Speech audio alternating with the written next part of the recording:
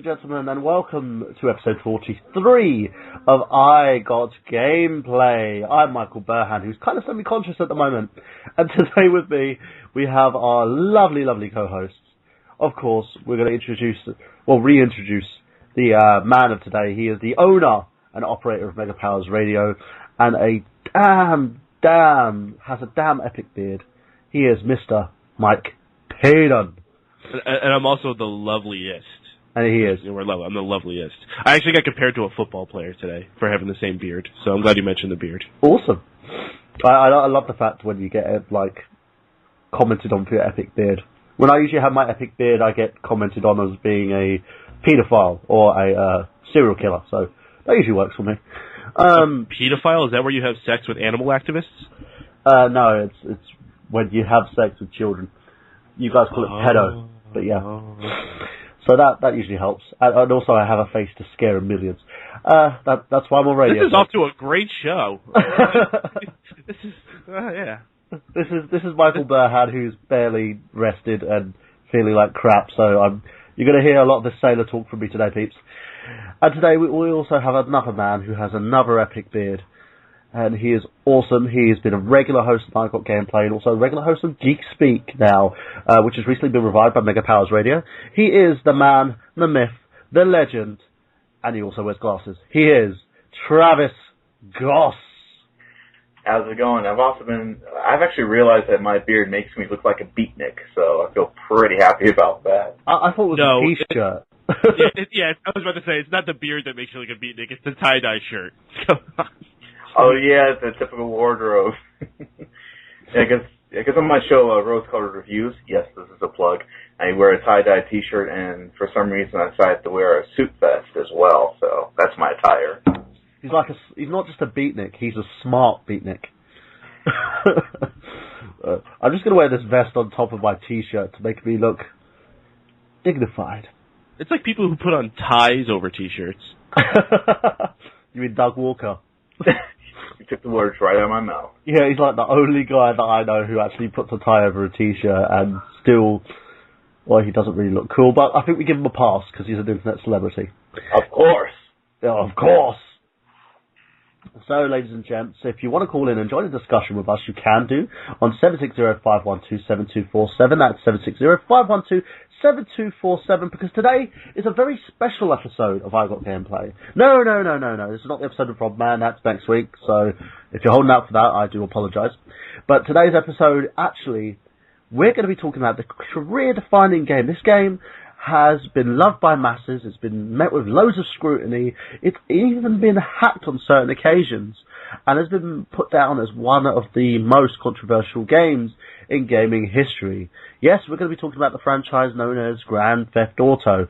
So if you want to talk about your loves, your hates, your passions, if you want to talk about the fact that this game absolutely rocks and spoiled GTA 5 for me, you can do by giving us a call on that number, again, which is 760-512-7247, or you can call us on the Skype button, save yourself some pennies. So make sure you do that, ladies and gents, and remember, we've got gameplay. Oh, wait, it's not the end of the show, is it? Wow, I knew you wanted to do a short show, but my goodness. Now, as always, ladies and gents, we're going to be going into our lovely little segment today of the show, which is the I Got Gameplay news section. So, gentlemen,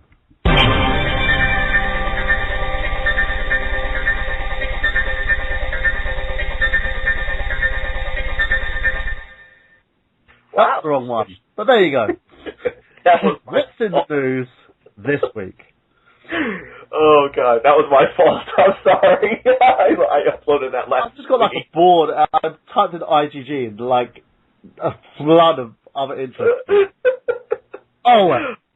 Okay. We'll go with it. We'll go with the flow. This is improv. Let's do the improv. Travis, what's in this week? Well, I apologize for laughing, but I got some pretty sad news. And he sounded like an Autobot.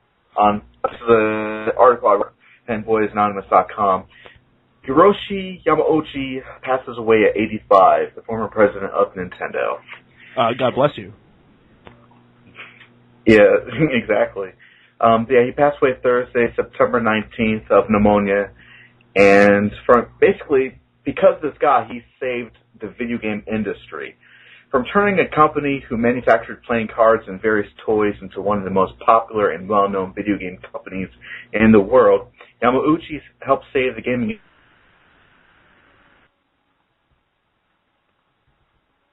Yamauchi was of the family-run Japanese capital of Kyoto in 1885 as a maker of playing cards and served as president from 1949 until 2002. He was an executive advisor to the company at the same time of his death. With the launch of the family computer, otherwise known as the Famicom, the Japanese version of the NES, and as well as the Game Boy, Yamauchi solidified Nintendo's place in the world of video game entertainment. And of course, we here at I Got Gameplay and the other wherever shows, we are, yeah, we are indeed sad by this major loss. And to you, Yamauchi-san, thank you so much for basically bringing us the most memorable video games of all time through Nintendo. We thank you, sir. Oh, hold on. Are we really saddened by this loss? I am. This guy was an old man who's been retired for a long time. Yeah, he did excellent, great things, but we lost him in 2002. We're not losing him now. He just died now. And it's sad that someone died, but I think this is being blown way out of proportion. And at least he makes way for the dozens and dozens and dozens and dozens and dozens of teen moms who are having babies at the moment, going on to being porn stars. For Abraham, we're looking at you. But again, this man's worth is tremendous, and to say the fact that he saved the industry is a huge understatement. He totally recreated something amazing and brought out a product that managed to salvage the gaming industry from being an oversaturated piece of turd to what it is today. And so, Yamaguchi-san, we salute you. You can't actually see me saluting. Where's the 21-gun salute I ordered? Damn it. Yeah. Anything else you got for us, Travis? Yeah. Oh, and by the way, I apologize if I'm cutting in and out. It's probably the weak connection, so I apologize, but we'll carry on here. I just tell people to stop using your broadband. Seriously, people, stop hacking in. God damn it! Okay, continuing. I actually got some pretty awesome news, depending on how you view it. The big craze right now is all these retro systems where you have like Super Nintendo, Nintendo Genesis ports that are in one singular unit. Right now, you guys are familiar with Retron, right? Yeah, they've released a new system, haven't they, recently? Well, actually, the Retron 5 is what we're thinking about, but that console has been waiting until December 10th.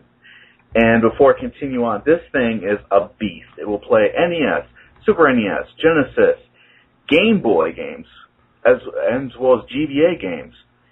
Not only that, also play Mega Drive, Super Famicom. This thing is the retro system. Do we know what problems it has at emulating certain games? Because I know a lot of companies have come out, especially with Retron. They came out with loads of different models in terms of NES systems and Super NES systems, all these dual systems that they've released, and they've usually had a problem playing certain games. So I'm hoping that they've kind of rectified that now. I'm hoping, because I actually have one of those dual console systems, and the main problem I have with this one, yes, it will not play like Castlevania 3, for instance. That's notorious for not working on any of these systems. But this one right here also has some slight audio issues. In fact, a little shout out to my girl Courtney, who actually sent me a copy of Yoshi's Island for the Super Nintendo. I played this game, and then the game plays perfectly, except for the fact that the sound is kind of off. It gets kind of distorted when it gets really loud. But the game plays great. But I'm hoping that something with the Retron 5, when that comes out December 10th, I'm hoping that's going to rectify any audio and video issues. And supposedly it's going to come out on December 10th for $99.99. Not bad. Still, if I'm looking at that and comparing it to other consoles, I may just actually stick with the originals. What do you think, Paden? Yeah, unnecessary. I think it's cool if you want to be a space saver, or maybe if you don't have access to playing a Famicom game or something like that. But listen, it's 2013. There's better ways to play these games. I'm not going to give into specifics. And you can buy like USB versions of NES controllers or anything you want, really. There's no reason to buy this thing in 2013. I'm shocked they're at a point where they had to delay it. I mean, if this company's really trying to build their brand, and this is supposed to be the biggest thing they've ever done, horrible timing. The funny thing is, the only time I've actually heard about this company is via YouTube reviews, so shout out to every person that's actually reviewed a Retron console.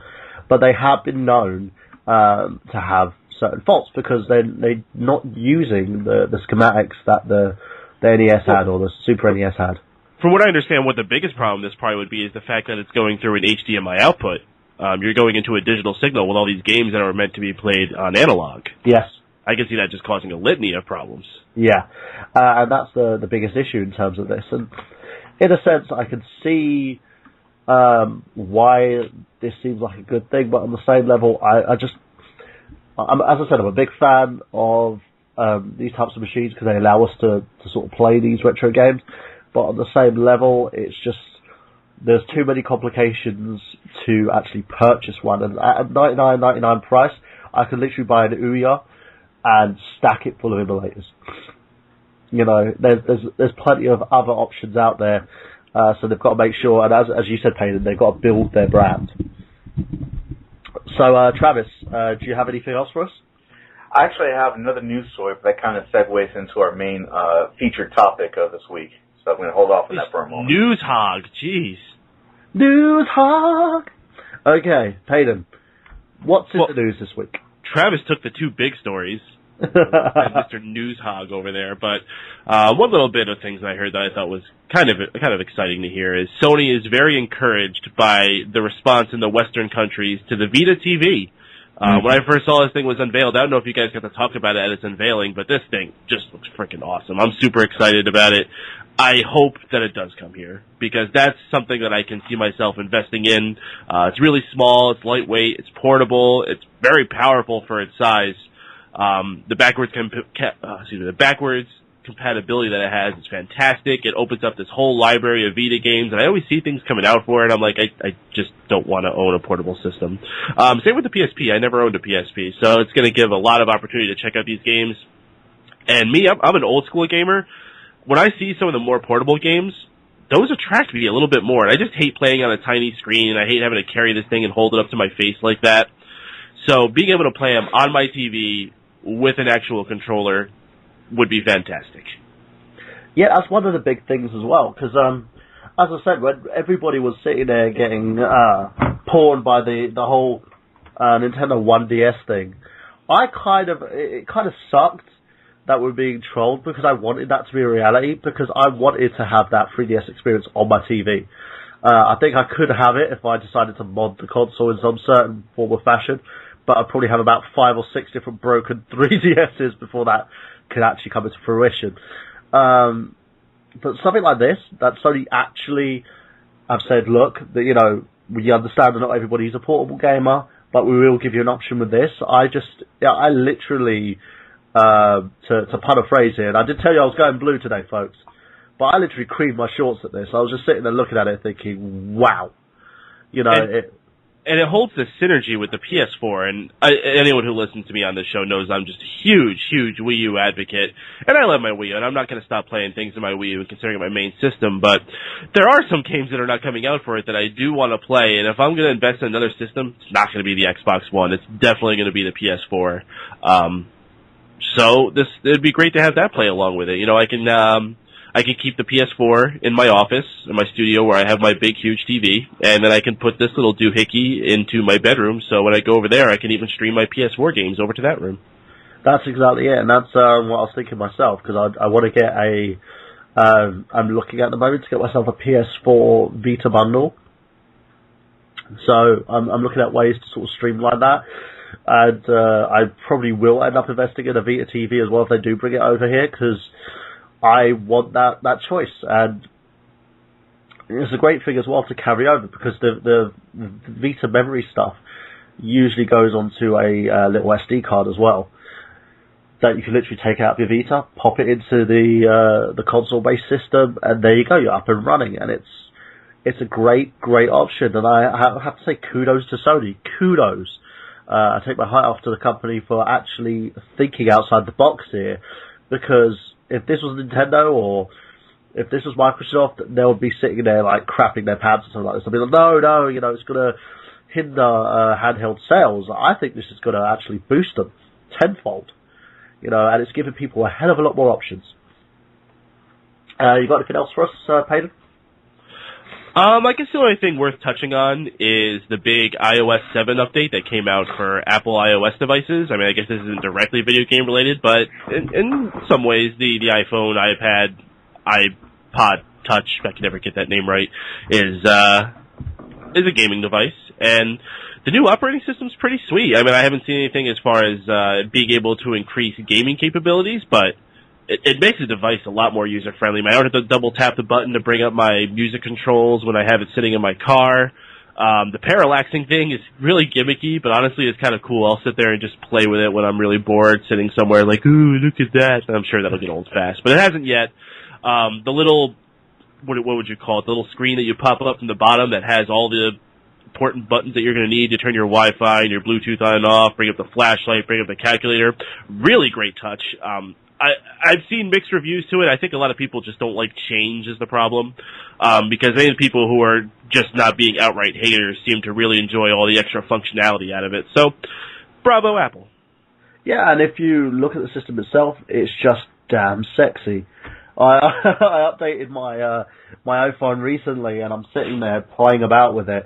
And what I did is I sort of left it overnight, went to sleep, woke up, and all I'm hearing is doo-doo. So it's like playing around with the phone and looking at how sexy it looks. The very sort of the animation buttons, it doesn't look very much like an iPhone anymore. It looks really sleek. The color palette that they use as well is improved tenfold. It works extremely well with all your current apps, and it's amazing. I think Apple's done it again. They've kind of reinvented the wheel here, so to speak. And I gotta tell you, Apple has been falling out the last number of years, so they really needed something like this to boost a little bit of stuff in their favor. Yeah, and it really has done it. They've re-released the iPhone 5 with new, sleeker, sexier models to actually match the new iOS update. So they've really, kudos to Apple on that as well. So they're in our IGG good books, up there with Sony. For now, until they do something else to fuck up. But that's, it's totally and utterly awesome. So, Travis, you said you've got something else for us? Yep, and as I mentioned, it's going to segue right into our main topic of this week. Grand Theft Auto 5 sales surpassed $1 billion. And this is a huge thing because of the fact that the game, with any media whatsoever, it's not just the fact it surpassed 1 billion. It surpassed it within 3 days, was it?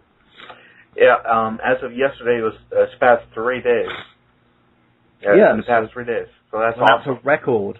The game's without its negative stigma. We're going back into the whole debate of government officials who've never fucking played games in their entire damn lives because they're too, busy taking sticks and shoving them up their anuses, decide that they want to put a bit more legislation on games, and they were citing GTA 5 as one of those big things. Now, we can go a bit more into this when we go into our main topic, but again, it is without its controversy. It's one of those things that it shows good news for the gaming industry, I think, especially at the point where the industry was kind of on a downturn. There wasn't much interest going into it, and it also revives like the current gen consoles like the PS3, the Xbox 360. I can't wait, to grab my copy because I'm grabbing it exclusively for the GTA Online. I want to get the I Got Gameplay crew put together and start playing through and seeing how this game works. But people have been extremely satisfied. I've seen a few YouTube videos, including little kids being extremely happy to get their copy from their parents, which we can go into that a little bit because parents who buy their kids, their 11-year-olds and 10-year-olds, a copy of GTA 5 really need to examine why they're parents. But we'll go into that later. And segue off of that, actually. GTA 5 as well, the online expansion to the game, the GTA Online component, is going to be live come this October. Is everyone excited? Oh, I definitely am, for sure. What about you, Paden? Are you a sort of an avid player of this game? Are you going to be purchasing it yourself, or...? I love the Grand Theft Auto series, and I could just waste so much damn time playing pretty much any installment of it. Unfortunately, I'm not going to be rushing to get Grand Theft Auto 5 anytime soon because it's not on Wii U. So thank goodness I have Lego City Undercover because I can play that. And the soon-to-release Mighty Number 9, that's going to be released on there as well. That has nothing to do with Grand Theft Auto. That's not going to fill my Grand Theft Auto fix in the slightest. No, but it's going to fill your Mega Man fix out of it as well, and that's going to be another good thing as well because we've just surpassed 2.2 million, which means that the game actually comes on to consoles such as the Wii U, the PS3, and the Xbox 360. We'll be talking about Mighty Number 9 all next week. We will be, so I'm gonna leave that whole point. Just another thing I want to point out there. One other game that I think I am going to be getting on my Wii U that's going to be really filling my Grand Theft Auto fix until I can get a system where I'm playing on it. Watch Dogs.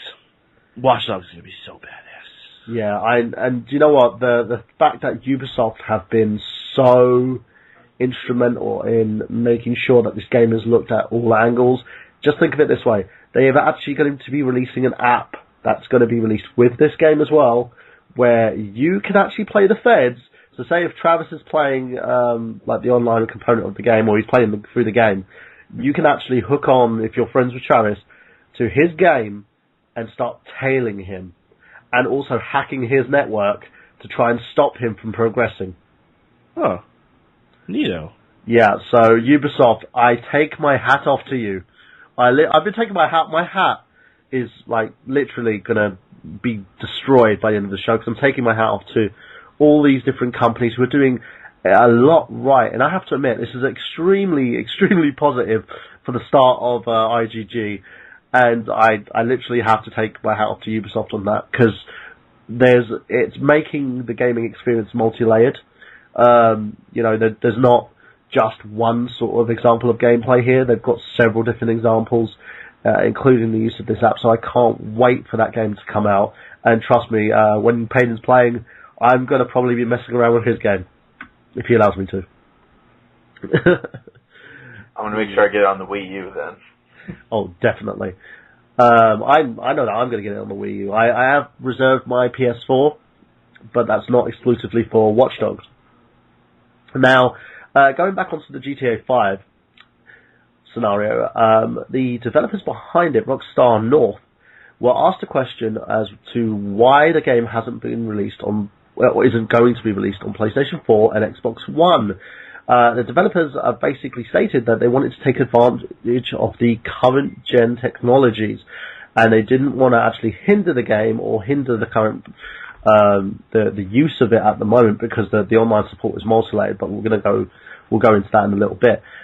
They didn't want to basically hinder that by delaying the game and releasing it on next-gen consoles, which I think is a smart move. They've been working on this game for I believe for years as well. So they, in terms of consoles, it's actually, as I've said before, prolonged the life of the Xbox 360 and PlayStation 3. And as Brandon, who's an on-again, off-again host of this show as well, has stated, he's not going to be interested in the next-gen consoles because this is going to be his be-all and end-all in terms of his gaming experience. So what do you guys think of that? Do you think Grand Theft Auto 5 deserves a next-gen import, or do you think it's quite safe to actually place your bets on the current-gen consoles? Well, it's like this. It's been stated already that there isn't a big graphical difference between the PS3 and PS4. I mean, maybe slightly, but at the same time, it just makes perfect sense for this game to come out on these current-gen consoles. And I don't see the point of even trying to port it over at this point. It's beautiful as it is. I mean, if we can wait till GTA 6 comes out. What about you, Paden? What do you think? Do you think it's going to be a good thing that they haven't released it on the next-gen consoles, or does it hinder the game's progress? Well, we know it hasn't, because the game sold over 1 billion. I think you're all a bunch of suckers, because they're absolutely making it for the next-gen system. They're just saying that so people don't wait until they have those next-gen systems in a couple months and go and buy it for their current-gen systems. True say. Well, speaking of the next-gen systems, actually, they've actually stated that certain games that you purchase now on your 360 or your PS3, you can actually get them upgraded when you purchase your next-gen system for $10 a piece. So that's actually pretty cool. What do you guys think of that? Travis? I don't know, this seems like you're just paying more for it, I think. Well, I don't know, maybe not. I don't know, that's a very good question. I'm not forcing you to do it. You can keep playing it on your old system. I think it's a cool deal. Yeah, I mean, it's a great idea, don't get me wrong. Because you have, like, your current version of the game for your 360, and say if you purchased an Xbox One, you could actually get the downloaded version of the next-gen version of that same game for the Xbox One. Okay. That's not a bad system at all, then. Yeah, because that's like an extra $10, and I have to, again, kudos. My God, I'm giving so much kudos at the moment to companies for actually thinking about this. For Microsoft, for Sony, they could have actually just sat there and went, no, you got to pay full price. But no, they haven't. They've said, look, we're going to do you a deal. Purchase the game on the current gen systems, and once they come out on your PS4 or Xbox One, we will allow you to purchase that same game for $10, which I think is extremely uber cool. So, great on them for that. And, yeah, Paden, as you said, you think it's a good deal here. Absolutely. I mean, it's not like we haven't purchased things for a Sega Genesis and then bought it on a virtual console later on. I mean, maybe some people have. Maybe I'm the only person who does that. I don't know. I don't mind paying for a game again if it becomes more accessible. And especially when worst case scenario especially is if you buy it for your 360 or your PS3 and you decide when you buy a new one that you want to sell the system, well then you're screwed. But hey, I only have to pay $10 and suddenly I have it on my new system. I can sell my old system, I can sell the old game, and I'm doing good. Yeah, exactly, and that's the main thing here as well. You have, if you want to, you have that duality. You have it on both systems. So you don't actually have to worry when it comes to your next-gen purchases. If you've purchased, say, like that 5 or 6 titles that are actually out on the next-gen system as well, you can just basically buy them for $10 each. Now, I don't believe there's any limitations on that at all. So, don't quote me on that because they may change their minds. But at the moment, as it stands, there's no status of limitations on that. I think that's a GameStop deal, and it's only on certain games, too. It's like a select list that you can do that. Yes. It's basically companies that have opted in for this. So, again, as I said, kudos Ubisoft, of course, because Ubisoft is awesome. Ubisoft is awesome, and I have to admit, I'm a big, big fan of Ubisoft at the moment. We've got to really talk about the elephant in the room, don't we? Huh? Capcom. Oh, I thought you were talking about Shaun. No, Shaun Walker's, he's online, but he's not online at the moment. I think once he comes back, we'll reintroduce him. I'm back. You're back now. Ladies and gentlemen, just making his way back onto the show today after having a very hellish poker tournament, an IGG regular and also a regular on various Mega Power radio shows, Mr. Shaun Walker. Shaun, my British chum, how are you doing? I'm doing well. Can I just say, Dale Tanner and Michael Gray, if you're listening, I will win my 20 grand back. That is a fact. Yeah, you heard it here, folks. He will win his 20 grand back. His imaginary 20 grand back. Mm-hmm. Because if he had 20 grand, I'd be asking for a loan right now. You'd be like, lottery win? What the hell happened? What do you think of the whole, you purchase a game, you can actually purchase it for $10 on next-gen systems, Shaun? What do you think of that? It's digital, isn't it? I don't do digital downloads. Well, I do, but yeah. I think, yes, it could be a good idea. If I buy FIFA 14 and I want to upgrade, I suppose I won't mind paying an extra tenner. I suppose I could sell the game for like 40 and, Yeah, very much so. I totally agree with you on that one. Now let's go into the whole elephant in the room here. Capcom. have, and this has been reported by Alpha Omega Sin. There's also we touched it a little bit previously, but the company itself is only worth $152 million. Only. Literally, that's all they have. And this is from the company. How do they survive?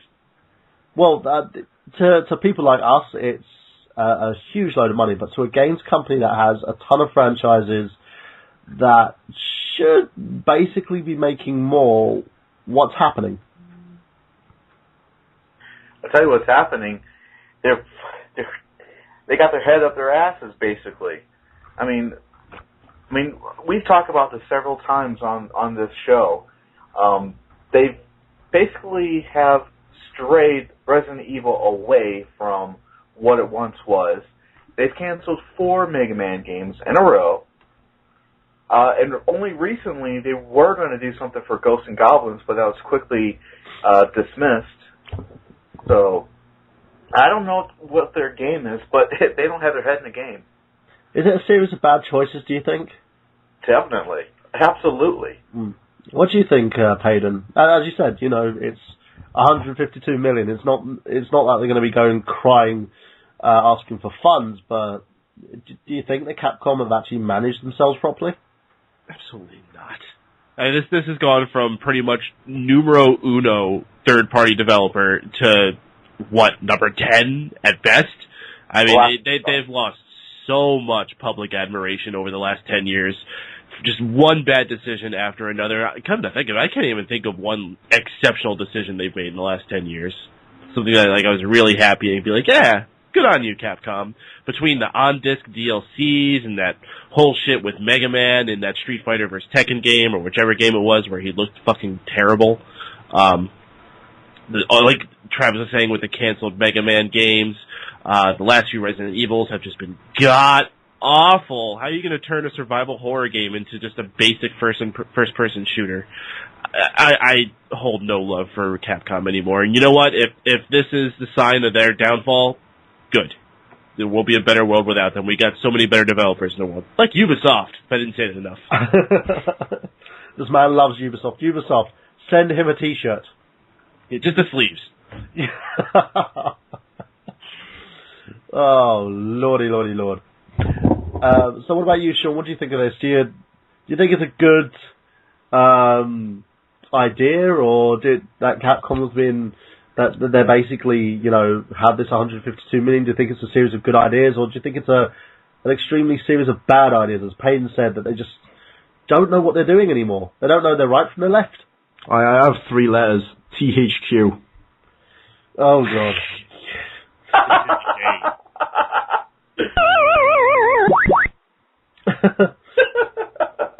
Poor Capcom. The thing is, instead of being extremely critical here, guys, what do you think they should do to get themselves out of this rut? Change their name. The only thing they could do. That name has just been absolutely tarnished. I don't think they're ever going to be able to get themselves back in the gamers' public favor. What, do you think it's worse than Microsoft? Yes. Yeah, because Microsoft has all these cool things to offer, even though they piss us off so much. Capcom really doesn't have anything going for them. That's actually kind of true. It's like we wanted Mega Man, we're going to get an alternative, with concept. So that's that on that one.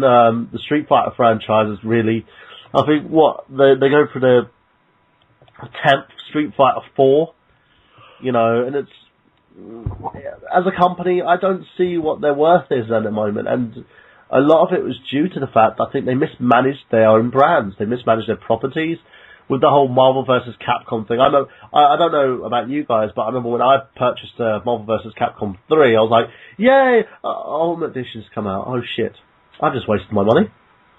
Yeah, that's fucking awful. I remember I got in a huge argument with one of my friends, actually, because I had gotten Mortal Kombat 9, and he got Marvel vs. Capcom 3, and he kept trying to say that his game was better. Like, dude, no. Please, all right, look at this story mode. Look how badass this story mode. Okay, you want to do a tag team match? Look, we got a tag team match in Mortal Kombat now. Oh, look how fluid these combos are. Can't say anything about that for Marvel vs. Capcom 3. That is just... I occasionally can suffer from an epileptic seizure, not like a full-on seizure, but I'll get a little dizzy if I'm watching too much crazy shit go on the TV screen. Yeah. And that was every time I played Marvel vs. Capcom 3. There was just way too much shit going on there. Yeah, and I think as well, in terms of the game itself, when they released the Ultimate Marvel vs. Capcom 3, they never even released a downloadable update. They never allowed people to have that option where you could just like pay $5 and get the Ultimate update for your system. They just went, okay, it's on disc, so you've got to buy it. Yep. No, you don't. Well, you can sell the original. It's fine. People are going to want it. Exactly. And that's the biggest issue, isn't it? And I'm hearing talk at the moment that their whole Street Fighter versus SNK thing that they did previously is down the toilet. So, yeah. Big surprise. Yeah, and the and what the whole Street Fighter versus Tekken thing as well is down the loo.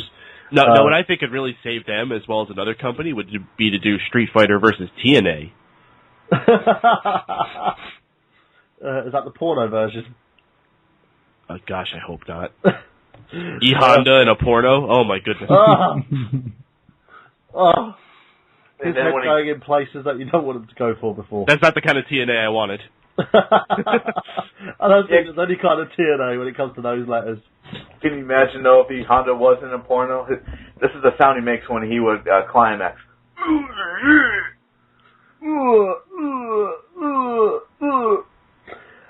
Yeah, so segueing off of that now, on our last bit of news, that's going to be going over to our theme of today's show, Grand Theft Auto 5. The game is officially launched, and they've got a online mode that supports, and this is allegedly because it isn't out yet, 32 players, and has a ton of multiplayer activities listed.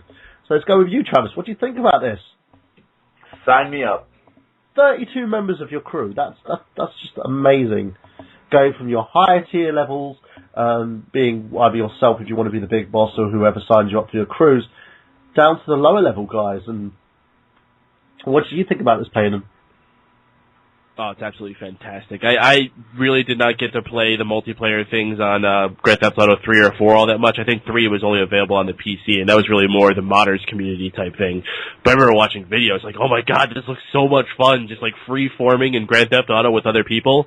Finally, I got to play it a little bit on Grand Theft Auto 4. I just never really liked Grand Theft Auto 4 all that much. I didn't think the mechanics were very friendly going into that multiplayer environment, but maybe 5 could be a lot better. And to have that many people in there, that just sounds absolutely fantastic. I mean, the second and a half that they showed that initial launch trailer, where you just see the guy in the building, and there's people in planes, and there's people on the ground with tanks, and there's explosions, and there's all this crazy shit going on. I can't wait. Yeah. That's one of the main reasons I actually want to play the game, and I'm kind of down that I don't have something I can play it on. It actually makes me worry about what system I buy it for, because am I going to be able to play with all the people I want to play with? No, I totally agree with you on that one, because it's... for me at the moment, I'm looking at the Xbox 360, and a lot of it is due to the fact that I have friends who own the game on that system. It's a system that I play with a lot. The PS3 version, I believe, has its own special edition version that's exclusive to game retailers at the moment over here. But I'm probably gonna actually lean towards the 360, just due to the fact that it has a multiplayer support that everybody's using at the moment. You know, I can sit there and talk about how amazing the PS3's multiplayer is, but you know, Microsoft is usually where it's at. But let's go through a list of kind of what's in store for people. You have the free mode, which is 1 through 32 players, and you can have team options and no team options on that one. You have a co-op mode that's available, and it supports 2 players, and that's for the online story mode.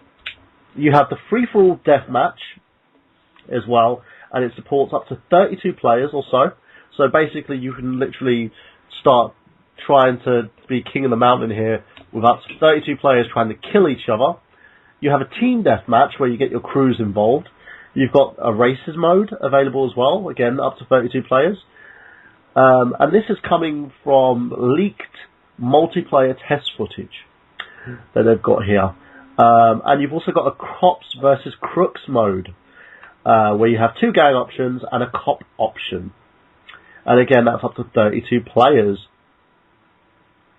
But the one thing worth noting at the moment, it looks like it has an automatic filler for people who go AFK again. So, for people who basically end up cutting out and go missing, it has a filler mode where the AI takes over.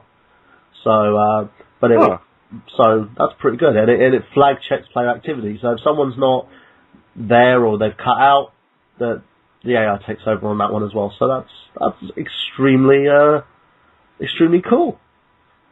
So, Shaun, what do you think of this? Yeah, Grand Theft Auto, but online. I love the fact that he just has so much disdain for the game. Yeah, I'm not a very big fan of Grand Theft Auto. I'm just saying, just putting it out there now. Not even the new system they've got called Battle Buddies, where you can call a friend in to help you out on certain missions. So, like, if Paden's dying on a mission, he could literally call me in. Yeah, well, you know, if it actually happens at some point, he could call myself or Travis in to help me out in his mission, and then we can sort of like jump out whenever he does a complete. There's a cinema mode for single player, but there's also a multiplayer function for that as well. It's like basically a Gary's mod where multiple players can head to a theatre and watch in-game movies. So basically, if you see an in-game movie, you can actually watch it in the theatre. So you can see how open world and free roam in this game as well is. You can actually go on the rides and stuff with the rest of your crew. That's kind of weird. You have multiplayer entries for the military and prison activities, including having a snipe off an army guy in a military base. And you also have, I believe this is part of the Cops versus Crooks missions. And there's a number of arrest flags where players who are in the role of the cop will be required to arrest selected NPCs and other players. Another Cops versus Crooks mission seems really cool, is that a crook is assigned to do a task to assassinate another player who's online, could either be a cop or a criminal, and it's up to the cops to track him down and stop him. So if you're playing a cop versus criminal bit, you can literally be assigned to stop someone from assassinating another player who's online. So again, there's multiple layers of multiplayer game here that you could literally play. It's a huge wealth of that. So any final comments on that, guys, before we move on? Can I just say about that, phoning your friends for help when I'm coming into your games? Yeah. Knowing my friends, they probably throw me out of my vehicle and run me over. Now, is this going to be... More the hindrance than the help. Now, is this going to be cross-platform availability? No. I can tell you why it's not going to be cross-platform, and that's got a lot to do with Microsoft. Yeah. They basically wanted to keep servers exclusive to their console, so if you're playing GTA 5 on a Microsoft console, it will be that they would literally have to segue onto a server that's allocated for Microsoft platforms for the 360, so to speak, and Sony would have their own type of servers based for their multiplayer games. So it kind of sucks, but what can we do? Well, that's a bunch of horse shit, but what can you do? Who here of the panel that's on the show, who has a 360? I do. Yo. Sold it. Fine. And I got a Wii U, and that doesn't have anything to do with it. But I got a PS3, so. I do have a PS3 as well, so it's just one of those things where it's I technically would play online multiplayer on my Xbox 360 rather than the PS3, and a lot of it's just to do with the fact that I have Live Gold instead of PSN Plus. I too also have a PS3, and I prefer Xbox Live because of the party chat feature. That's it. So, moving on from that, guys. Unless you've got any news, Shaun, do you have any news? No. If the game company in the UK is listening to this, give me the job.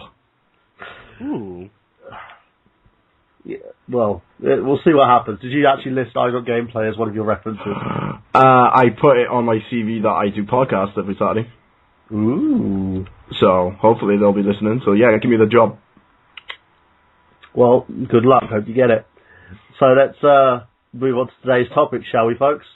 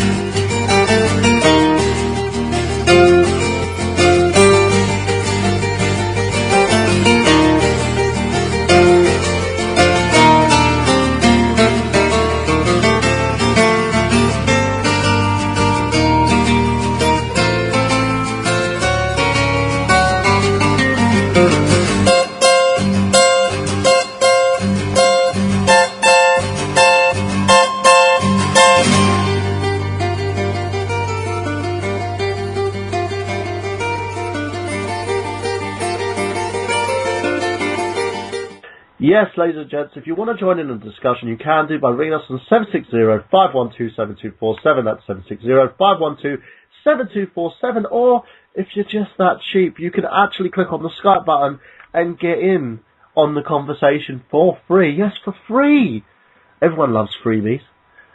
And you can just literally call us in. Call in, discuss all things GTA as we break down the entire GTA series, starting from 1 to 5. I wonder what would happen if somebody called us collect. Reverse charges. Would you like to accept the charges? No. Yes, I would love for Block Talk Radio to pick up those charges. So just see your account just like being billed for a hefty fine. Paden will be crying. Oh dear. So let's go on to Grand Theft Auto. Now, Grand Theft Auto was officially abbreviated GTA. It's a British, yes, you heard me right, a British video game series created by game programmers David Jones and Mike Daly. And then later by brothers Dan and Sam Hauser.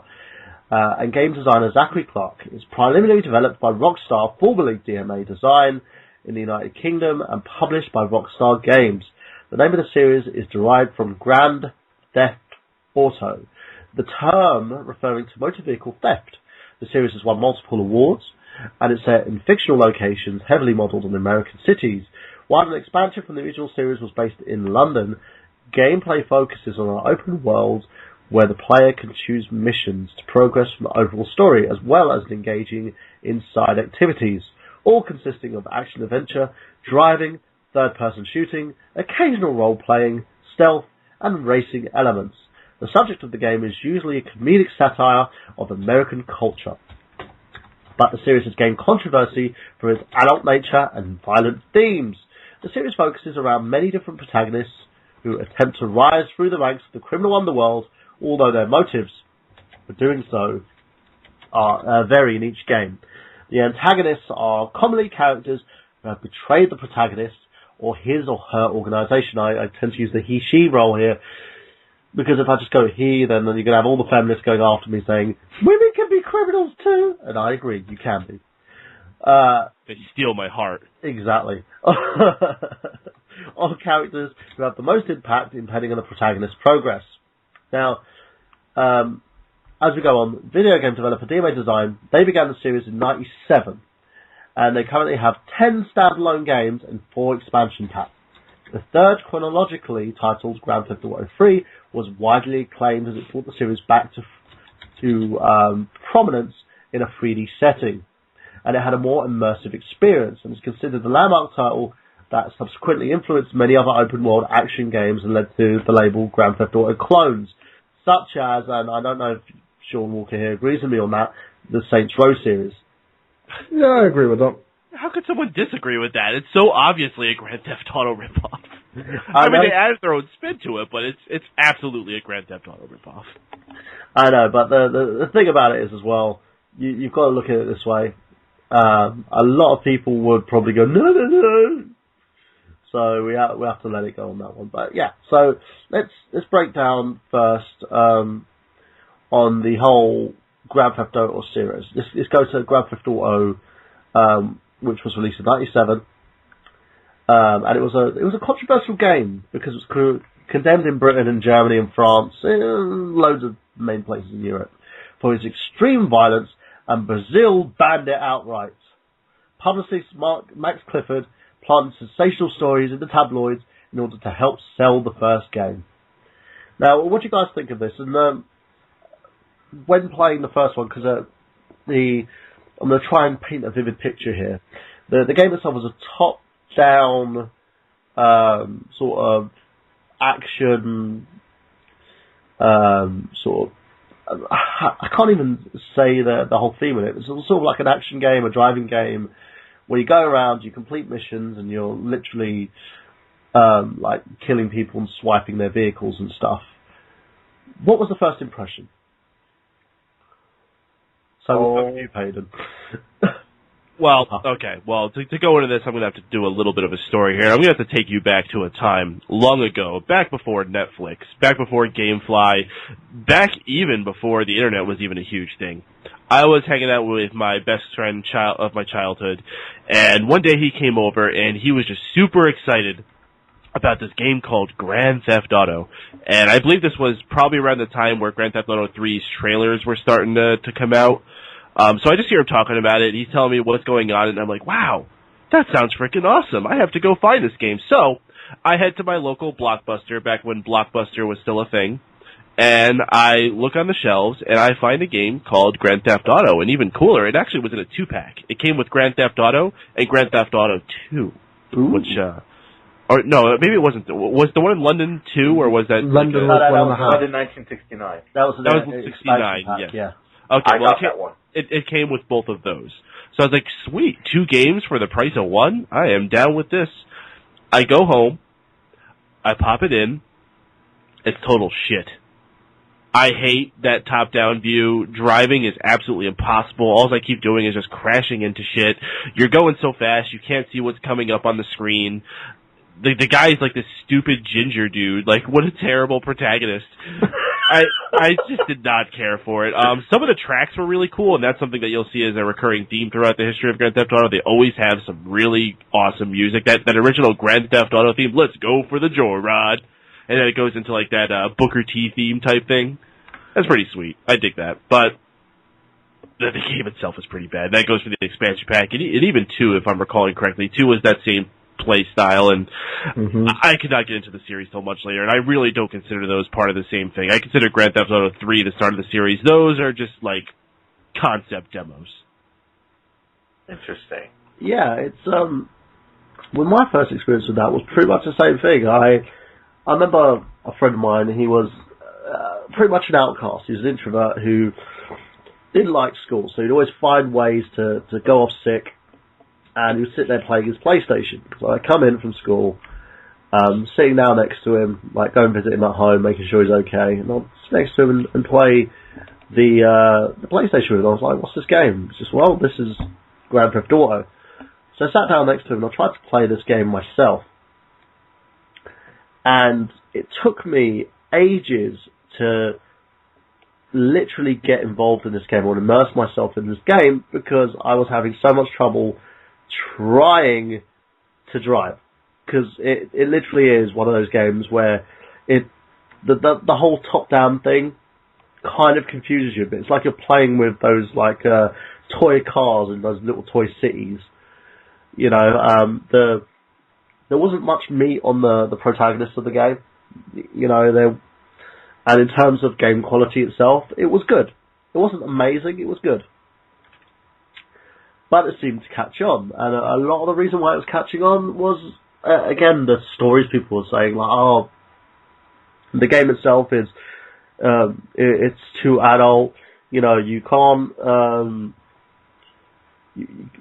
play this game, the watchdogs are looking at it, they're looking at banning this game, yada, yada, yada, yada, and a lot of the press this game was receiving, the negative press was actually helping it sell, you know, and, from that, I never actually finished the first version of the game, believe it or not. It wasn't until Grand Theft Auto 3 that I actually started taking notice.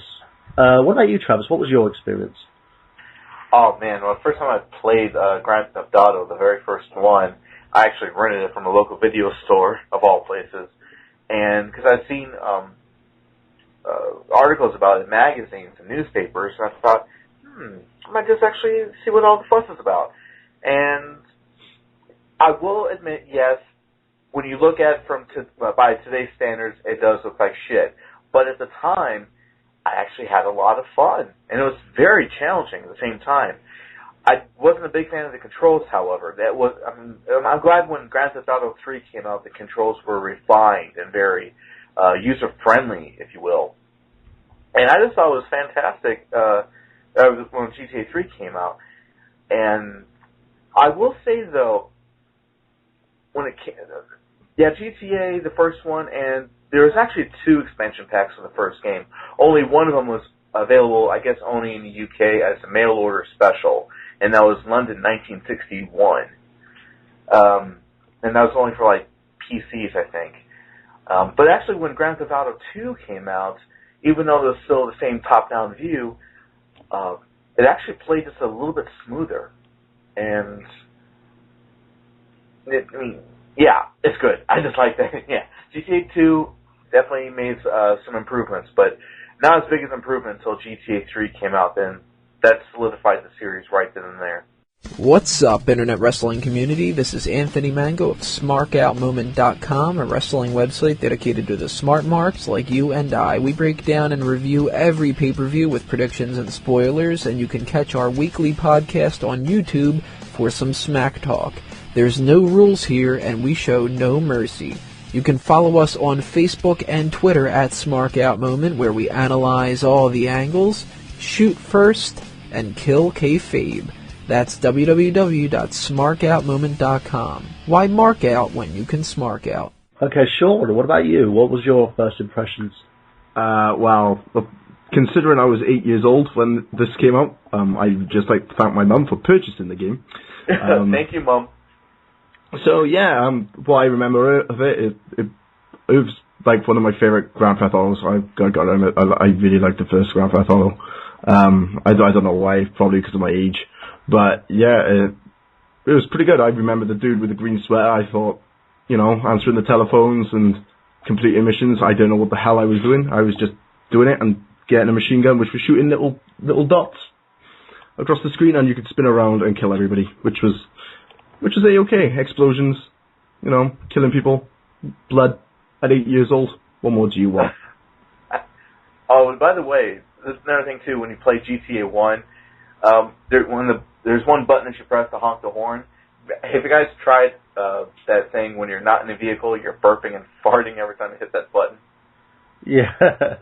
Come on. It kind of is one of those games where it's obscene, but it's obscene for the point of being obscene. And can I just say one other thing? If you do like those games, or if you're unsure of what we're talking about, there's a relatively modern game that came out probably about a year ago called Retro City Rampage that's basically designed exactly like the first few Grand Theft Auto games. It's the top-down view, you're driving in this grid, it's got the same silly kind of humor and parody to it. So check that one out, if you're looking for something more modern with that taste to it.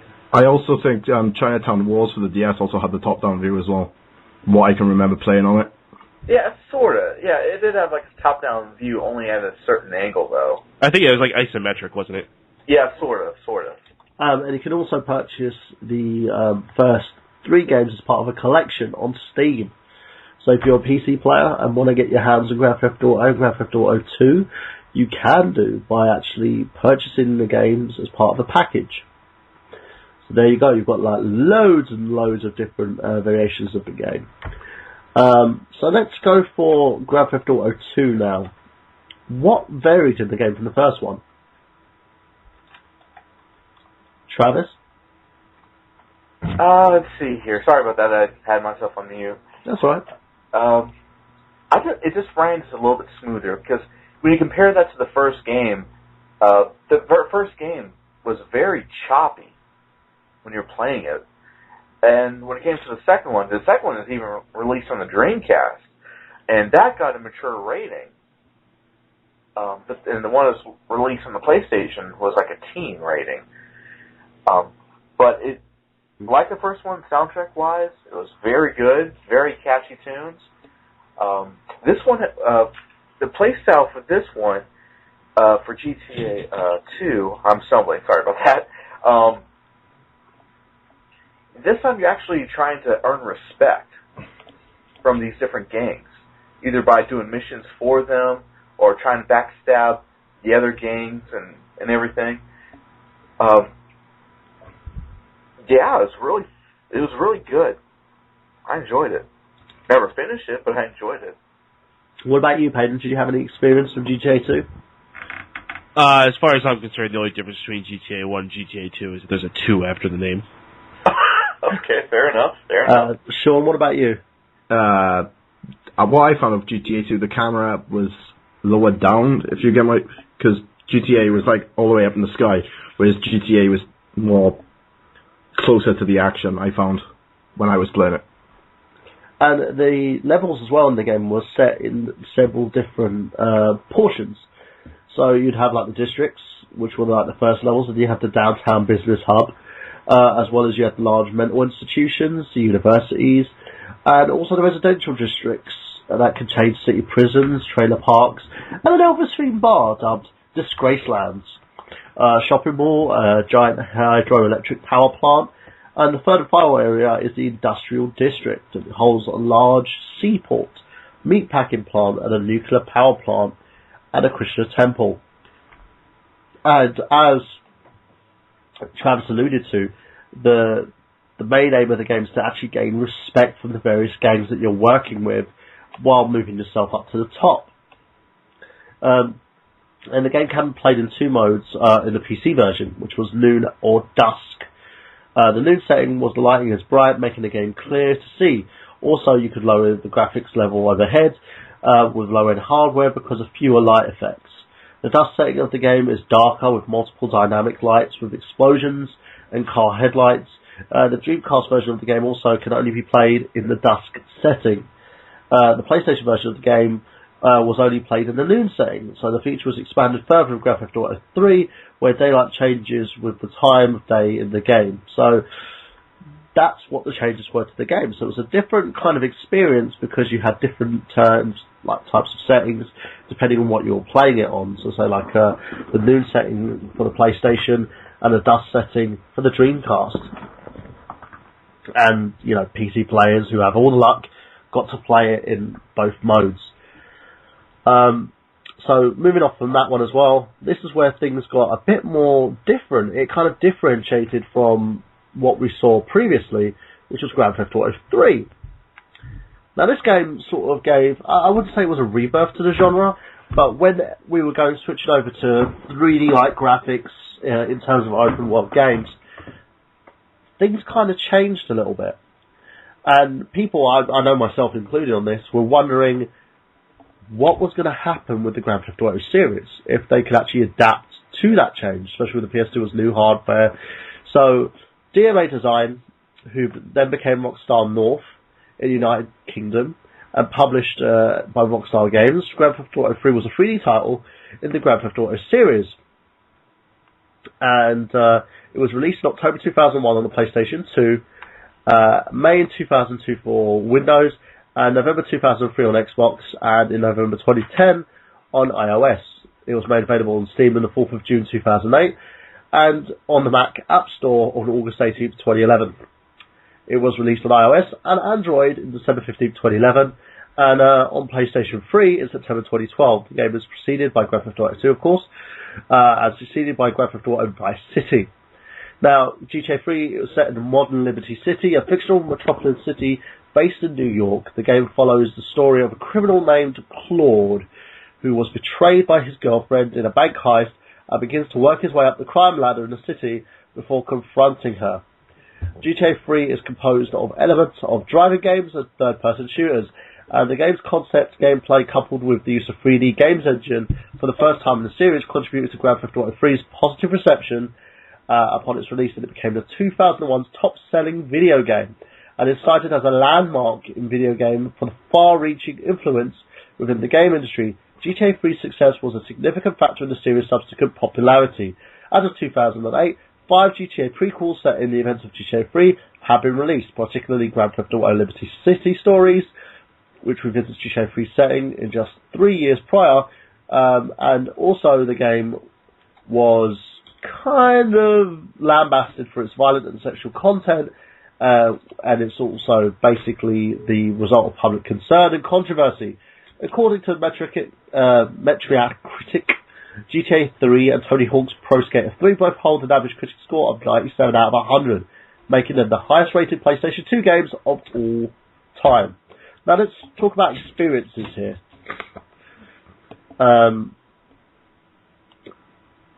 Mike, we'll start with you. What was your experience with GTA 3? I loved GTA 3. What year did GTA 3 come out that you have readily available there? 2001. 2001 was a very interesting year for me. That was the year my father passed. That was the year, of course, of 9/11. It was the year I entered high school. So, very formidable spot in my life. And that's why I wanted to ask, because I thought that's around where it was. And that game coming into my life, I did not expect. I mean, up until that point, I was mostly a Nintendo player. I had a Sega Genesis, but that was still in kind of the same vein. You know, maybe I played like a Streets of Rage or something like that, but nothing prepared me for what I was about to play with Grand Theft Auto. Not just the violence-wise, but just the idea of having this huge city that I could go anywhere and do anything except swim in.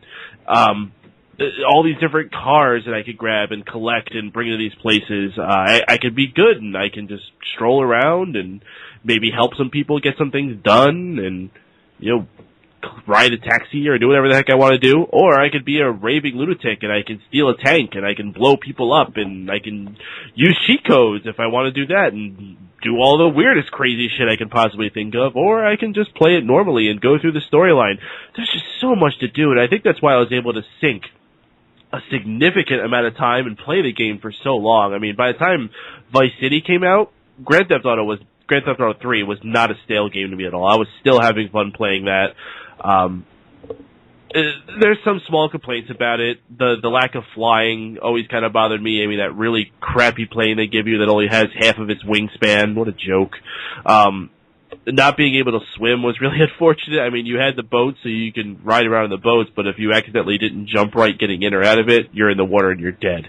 That was pretty unfortunate. And these were all things that would be rectified in later versions on the same system. I guess it was just getting used to the hardware, learning what they had to do. But as the first installment on that new generation, knocked it out of the park. One of my favorite games of all time. I'm happy the series is still around. I'm excited anytime they have a new installment coming out, no matter what it's on. I'm happy it's a thriving series.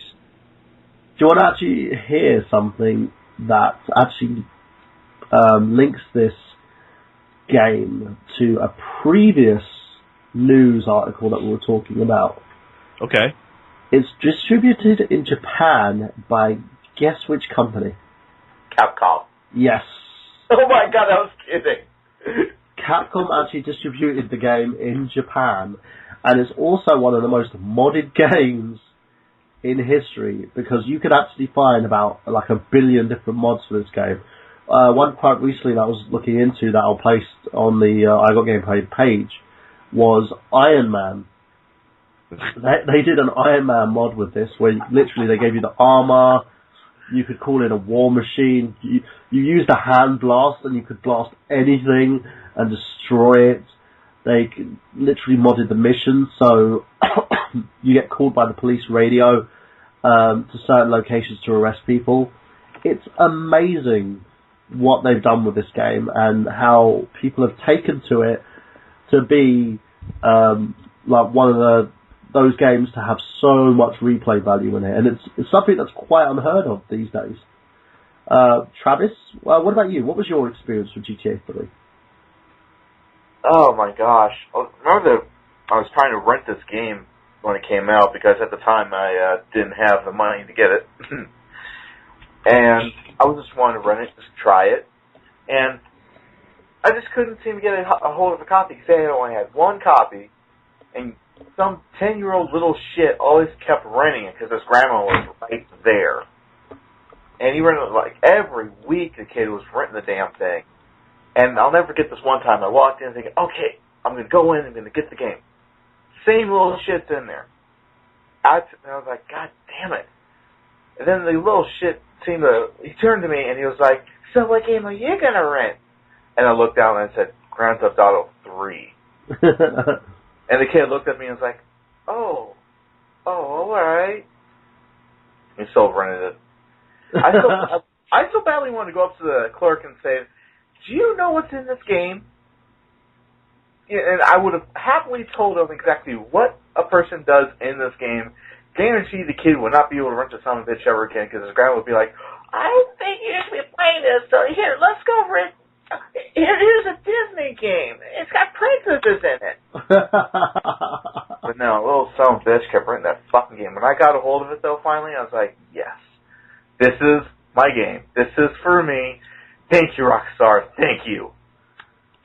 this is the one thing as well where the game was actually flared up for a lot of controversy because of the amount of kids that were getting a hold of a copy of this game. And as you stated there, there was no, at that time, the ESRB wasn't a thing until a bit later. So people could get a hold of a copy of this game without having any issue with it. The BBFC, who rates some of our games over here as well, didn't have their hand in it. The game could get rented by anybody and everyone, as long as they had a parent with them. Shaun, what was your experience? Well, what I used to do was go over my mate's house after school, after my first lesson of English in high school. Good God, that was awful. But yeah, we went over his house. His dad bought him a chipped PS2 with Grand Theft Auto 3. We sat down and de-stressed ourselves, and all I can say is, I see pain in your future was the most annoying phrase in that game since Navi's Listen. Those triads were so annoying. But yeah, I remember the game well. I play on it on my Android smartphone. So wait, did you say Navi's Listen? Navi's Listen, yeah. Oh, do you mean this? Hey, listen! Exactly. That is less annoying than I See Pain in Your Future by the Triads. Or Pain is my middle name. So... all we used to do was do the weapon cheat and just de-stress on hookers and police cops. De-stress on the hookers. And jump in ramps on police cars, Oh my gosh. My favorite thing to do in the game is put in the weapons cheat. There's like 3 different ones, I think. Yeah. But I maxed the hell out of it, and I went to like the hospital there in the outside the emergency room. We had a roof over you. And I started blowing shit up, and the next thing I know, I had a 5-star rating. I was like, yes, bring it on. It's got more intense. And I don't know, I guess it's a very bad part of my brain was just laughing my ass off at this. So basically, as soon as he picked up the pad and started cheating, this happened. There's shit everywhere! Yeah. There's shit on the windows! Oh my god! My house is full of shit! He's shit everywhere! Yeah, that's what I did. I was blowing shit up, and shit was everywhere. Oh, God. Yeah, it's actually a fun story as well. When I got a hold of the game, I got a PSP.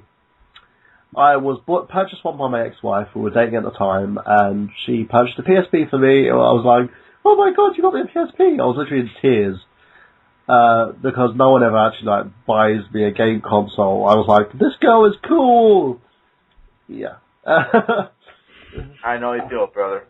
And I got with the game Grand Theft Auto 3, which you could be used to mod the PSP so that it could allow you to use the modified version of the firmware. So you could play games off the memory cards, you could play emulators and ROMs and stuff on it as well, and do basically everything that you can do with the PSP.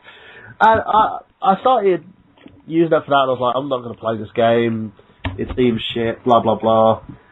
And I started playing it, and some twisted part of my brain was loving every minute. I got to the point where I got the fucking tank, and I was literally running people over. I even tried the tank cheat, where you started using the turret, the top of the tank, hitting it, and you were just going fast pace over bridges. You got to locations where you weren't supposed to go to. It was awesome. And the great thing about this game as well was it was completely and utterly open world. You can go anywhere you wanted to. But you could do it the old-fashioned way, complete missions and unlock certain areas, or you could use certain cheats to get to certain locations without having the hassles to actually open them up. And it was always fun. There was always something new that you could find within that environment.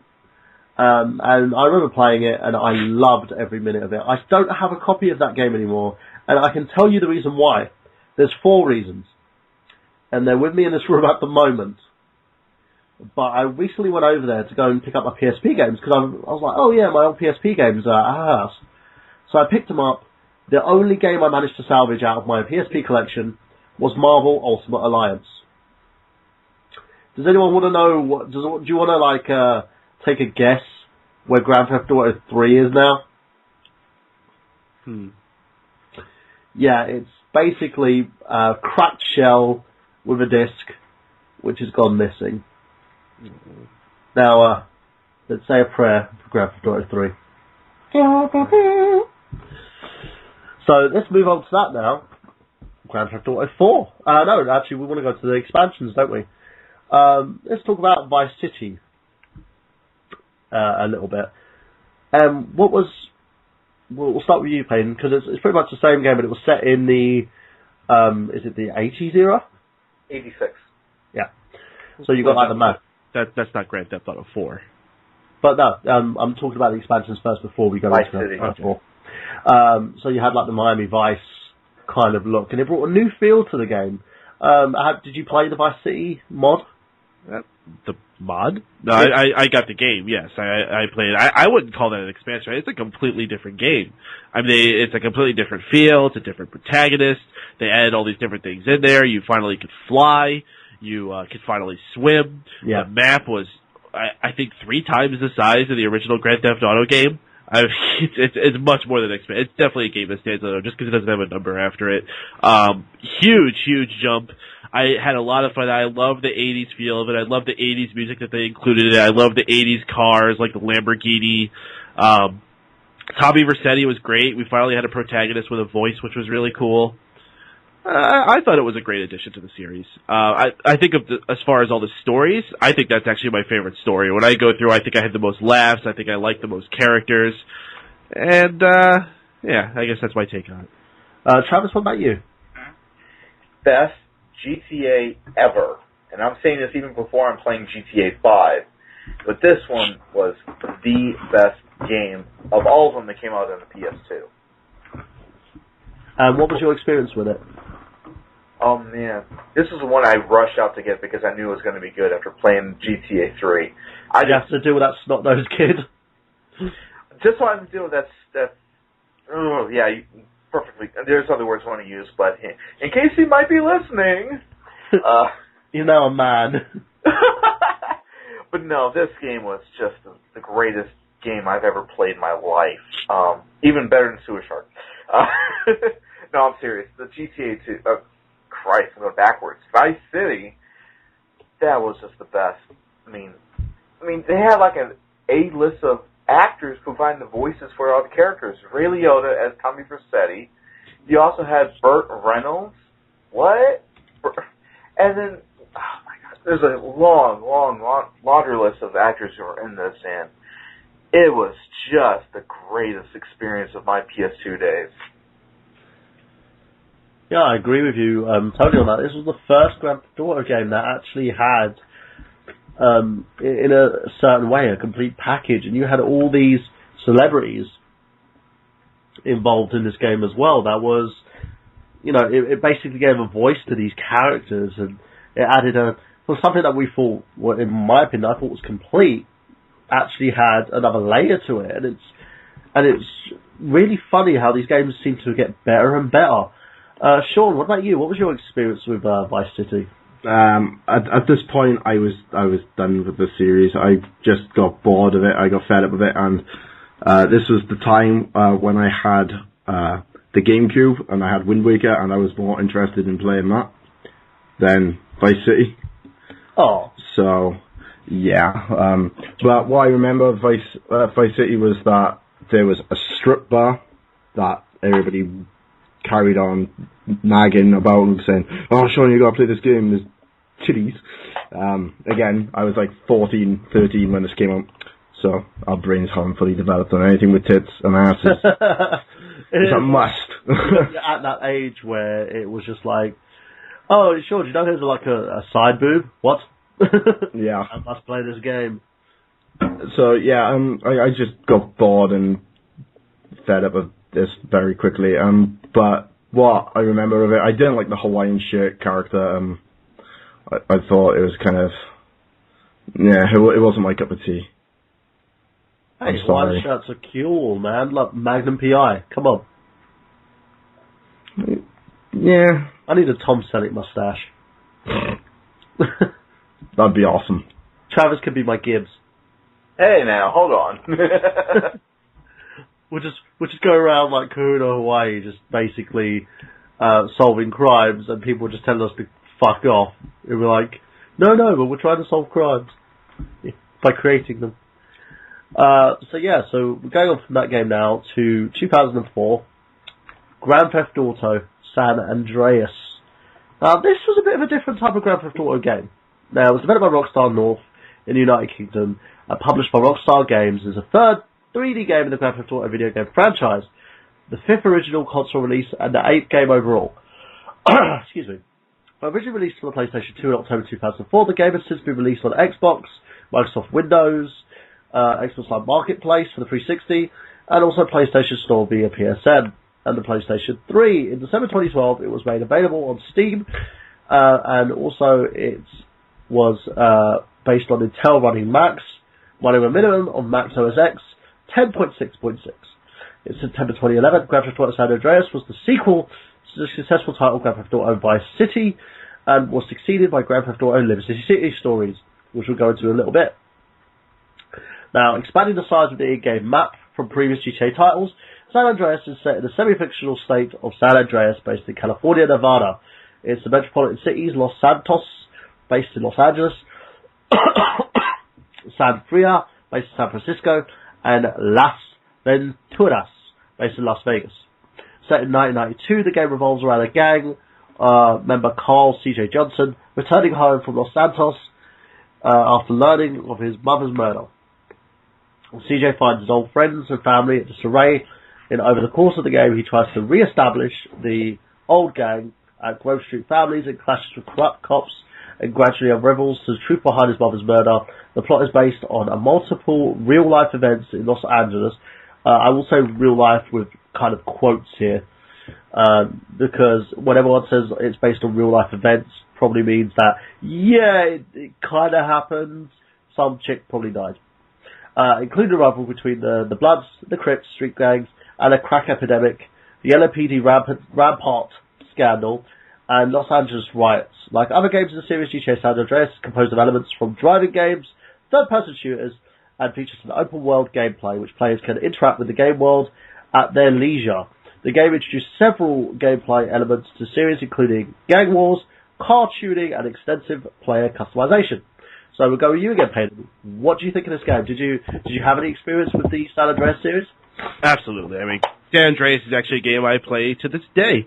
Over the last few years, especially ever since I sold my Xbox 360, it's been what I've used for my main Grand Theft Auto fix. I go to San Andreas. I mean, absolutely humongous map. I mean, the desert alone is like the size of the original Grand Theft Auto 3 map.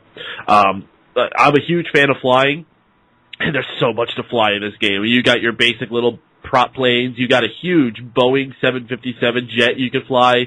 You got the jetpack. There's helicopters. There's the Hydra jet, which is freaking awesome. I love having like Area 52 in the game. I like all the subtle references to real world places, not just inside those cities. I think they also have like the Hoover Dam in the game.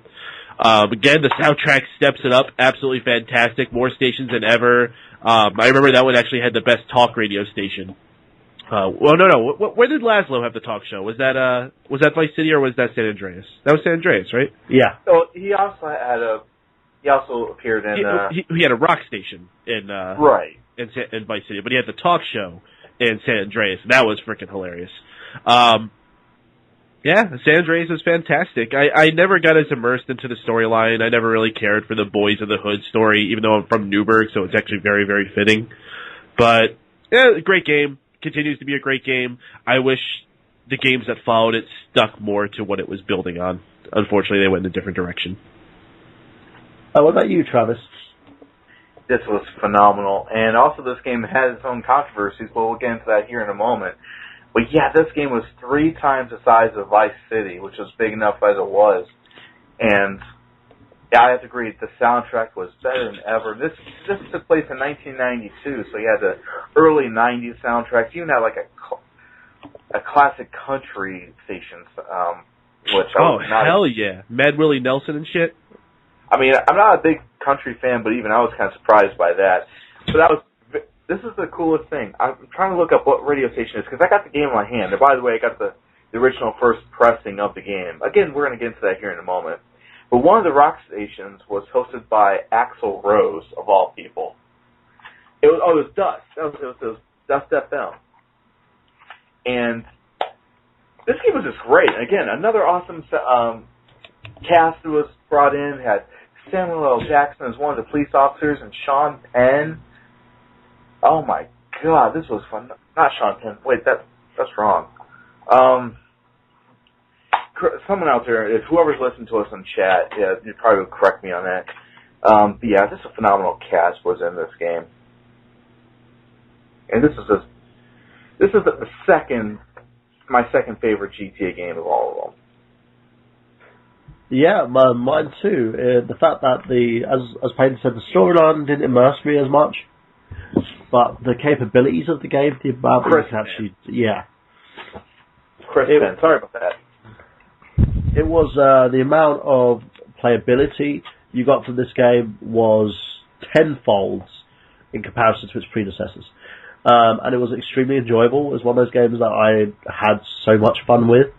And then was succeeded by the Liberty City stories and the Grand Theft Auto Vice City stories, which Paden actually has a link to from his own production company with basically Newbie TV, because you've actually parodied that in a sense with Two Loafs and Launcher.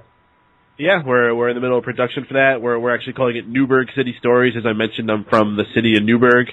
If you don't know much about it, look it up. It's a hard town. It's a dangerous ghetto town. And we're actually not even filming in it. We're just calling it that. We're filming in safer areas for me to bring my crew and equipment.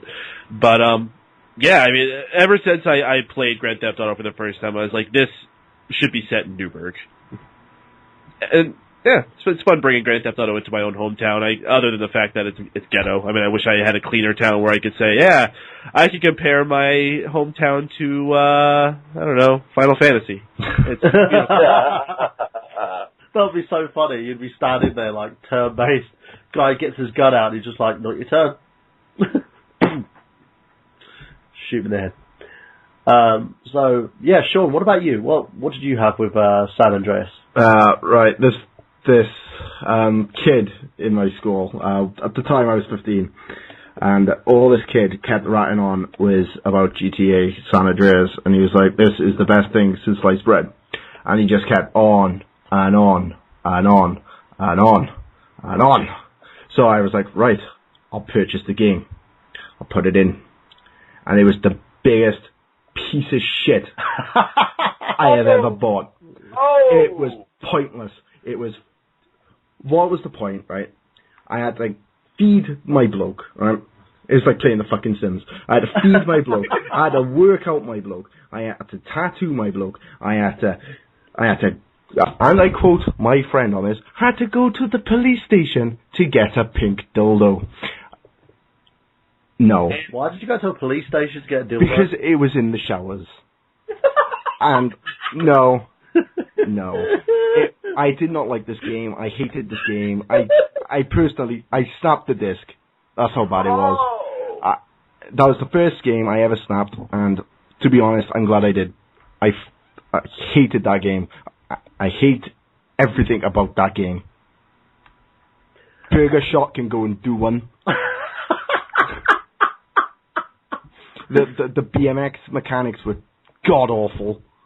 Wow.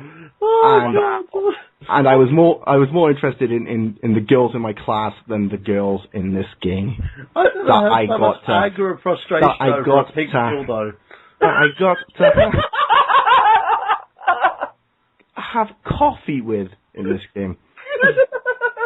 Oh yeah, hot coffee. Just no. No, I had a life back then. Sadly, I haven't got one now. But you know, I hate that game. Oh Lord, that was a funny rant. Travis, you have a rebuttal? It's all about the pink dildo, man. Pink dildo rage. All I can picture is when you're saying that is Angry Joe just having a dildo brushed up against him and then, like, freaking the fuck out. And, right, with this pink dildo, if you crouched and went behind a cop, you would put the dildo in the cop's mouth and kill him. Would choke on this pink dildo. Oh, shit. Wow. I don't know what to say to that. Paden, do you have anything to say about that? He raises an excellent point. Grand Theft Auto Vice City, you go into the shower to find a bloody chainsaw. In Grand Theft Auto San Andreas, you go to the shower to find a pink dildo. That's pretty accurate. Oh, my God. And that's all this kid was raging about was this dildo, and it's awesome mechanic, and you put it in, and you're like, I wish I never traded my GameCube in. Oh, but yeah, the other thing too about Grand Theft Auto San Andreas is the infamous hot coffee mod. Yes, we're going to actually talk about that, but go for it. Okay, in mid-June of 2005, a software patch for the game dubbed the Hot Coffee mod was released by Patrick Wittenborg, under the internet alias Patrick W., a 38-year-old modder from the Netherlands. The name Hot Coffee refers to the way the released game alludes to the unseen sex scenes. In the unmodified game, the player takes his girlfriend to her front door, and she asks him if he wants to come in for some coffee. He agrees, and the camera stays outside, swaying back and forth a bit while moaning sounds are heard.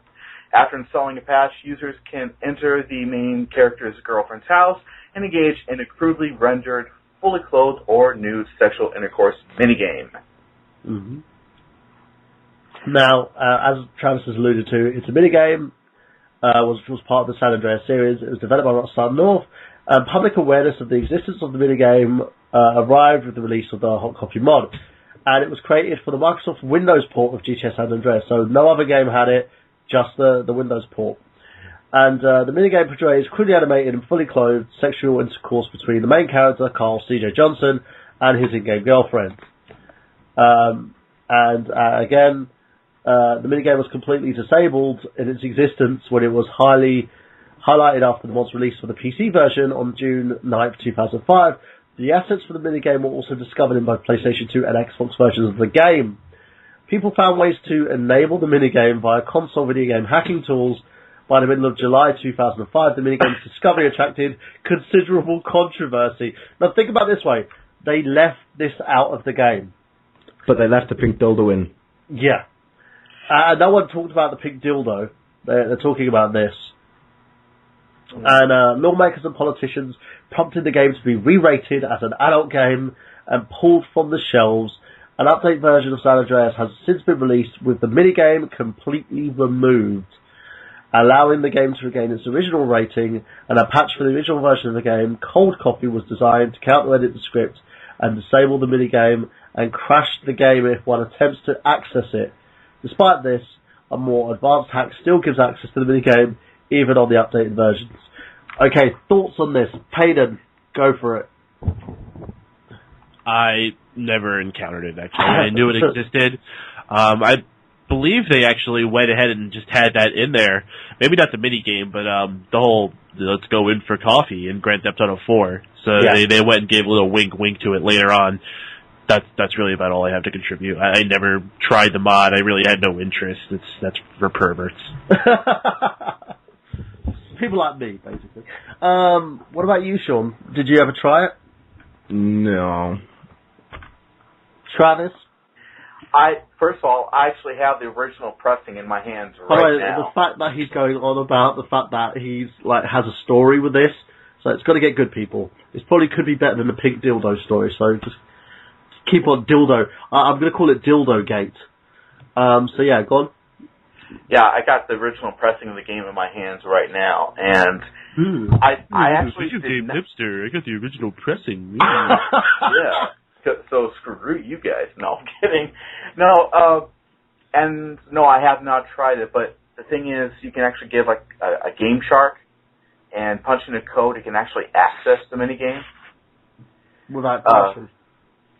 Well, since I had the original pressing of the game, I wouldn't experience any crashings. But I did actually see the scene. Someone actually uploaded it online, and I looked at it and thought, this is what all the controversy is? This is actually pretty stupid. Yes, I totally agree. There are more hardcore games out there than this. The fact that politicians were fucking getting their panties in a bunch just showed the fact that these guys had no fucking clue what the hell this was. Yeah, Mr. Thompson. And they were just saying, oh no, think of the children, don't buy it for the fucking kids. The kids are not supposed to be the audience. I'm not going to sit there, if I've got a toss-up between Disney Infinity and Grand Theft Auto 5, I'm not going to sit there and go, I know, sweetie, just warp your mind with this game. So it really annoys me when people are like, oh, well, children can get a hold of it. Well, if you're a good fucking parent, they won't. Exactly. But again, we'll go a bit more detailed into that in a bit.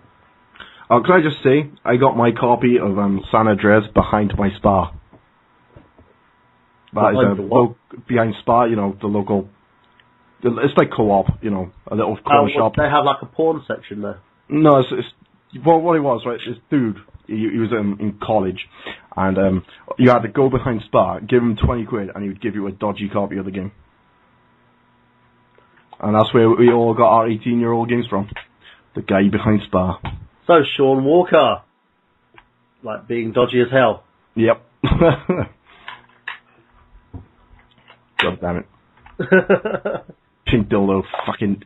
Ugh. Also, I made my Carl, whatever his name is, Carl, super fat.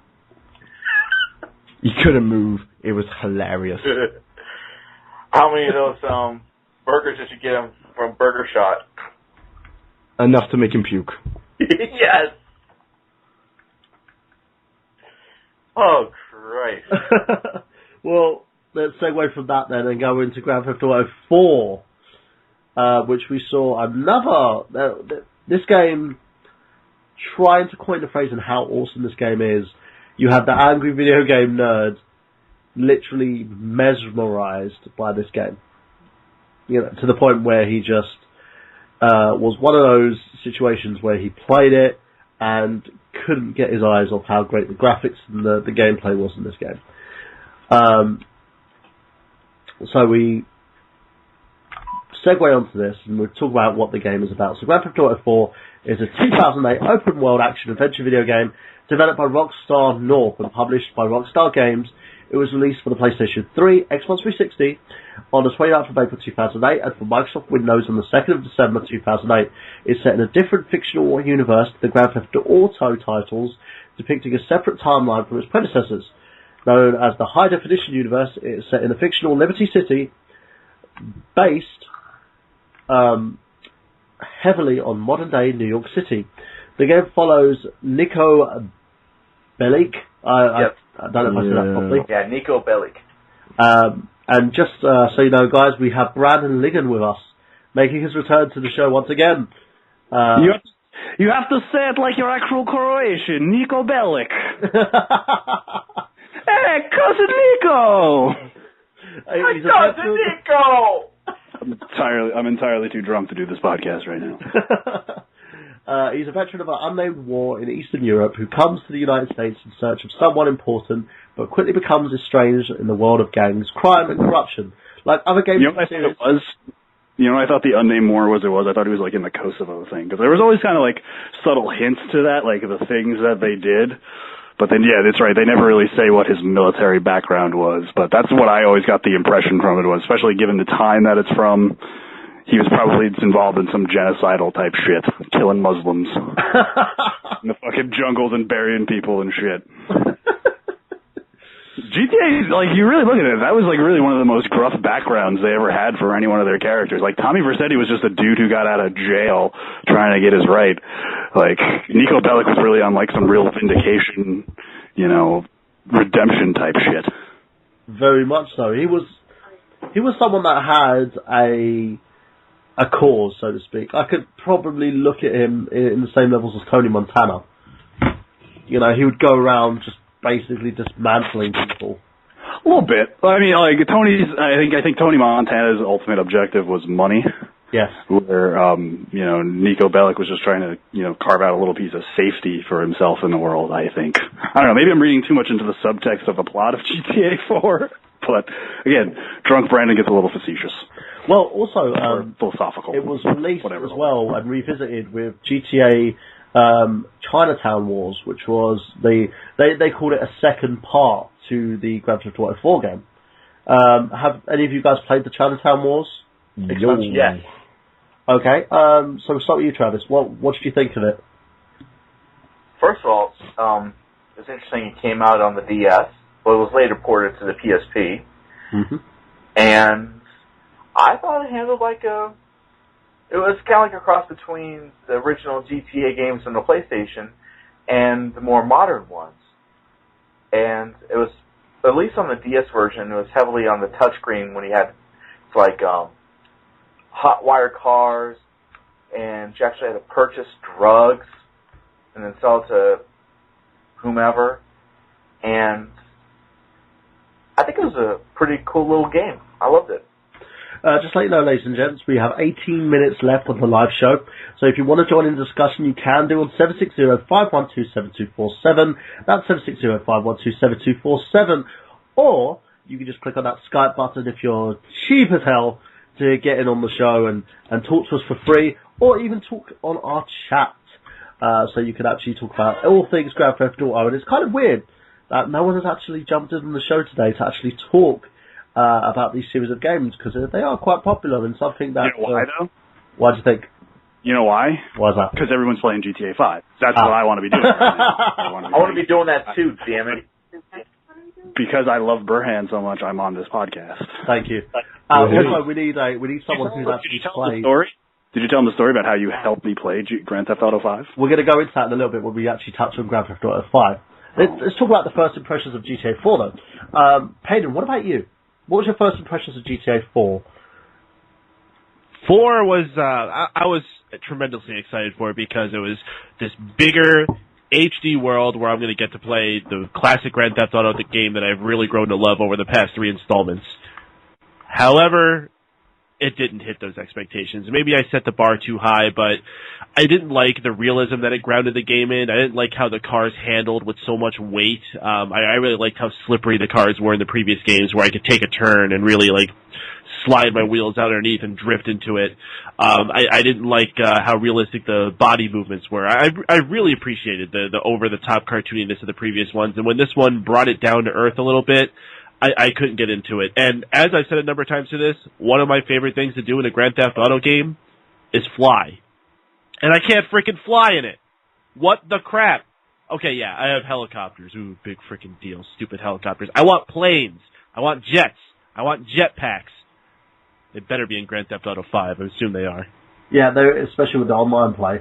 But we're going to get into Grand Theft Auto 5 in a bit, because I know Brandon's biting at the teeth here, trying to let out his joy for Grand Theft Auto 5. So what about you, Shaun? What about Grand Theft Auto 4? What was your impressions? The driving mechanics suck dick. Was there any pink dildos that you had to find in showers? No, I didn't enjoy Grand Theft Auto 4. I don't know if it was because Nico Bellic was just a bland, boring character, or whether I had to keep playing darts with Roman. God. The only character I did like in Grand Theft Auto 4 was Brucey. Is that the bro? Brucey was the bro. He was the one who was on steroids and had little nipples, according to his radio show. Love Brucey. What about you, Brandon? What was your first opinion on this game? Because I know you said a little bit about it. But what was your impressions? Did you like it? Did you hate it? Did it give you a new spin on Grand Theft Auto? I'm back. Had to get ice. What did you say? What was your impressions of Grand Theft Auto 4? What was your first impressions? I was pretty blown away because it was those Vice City and San Andreas.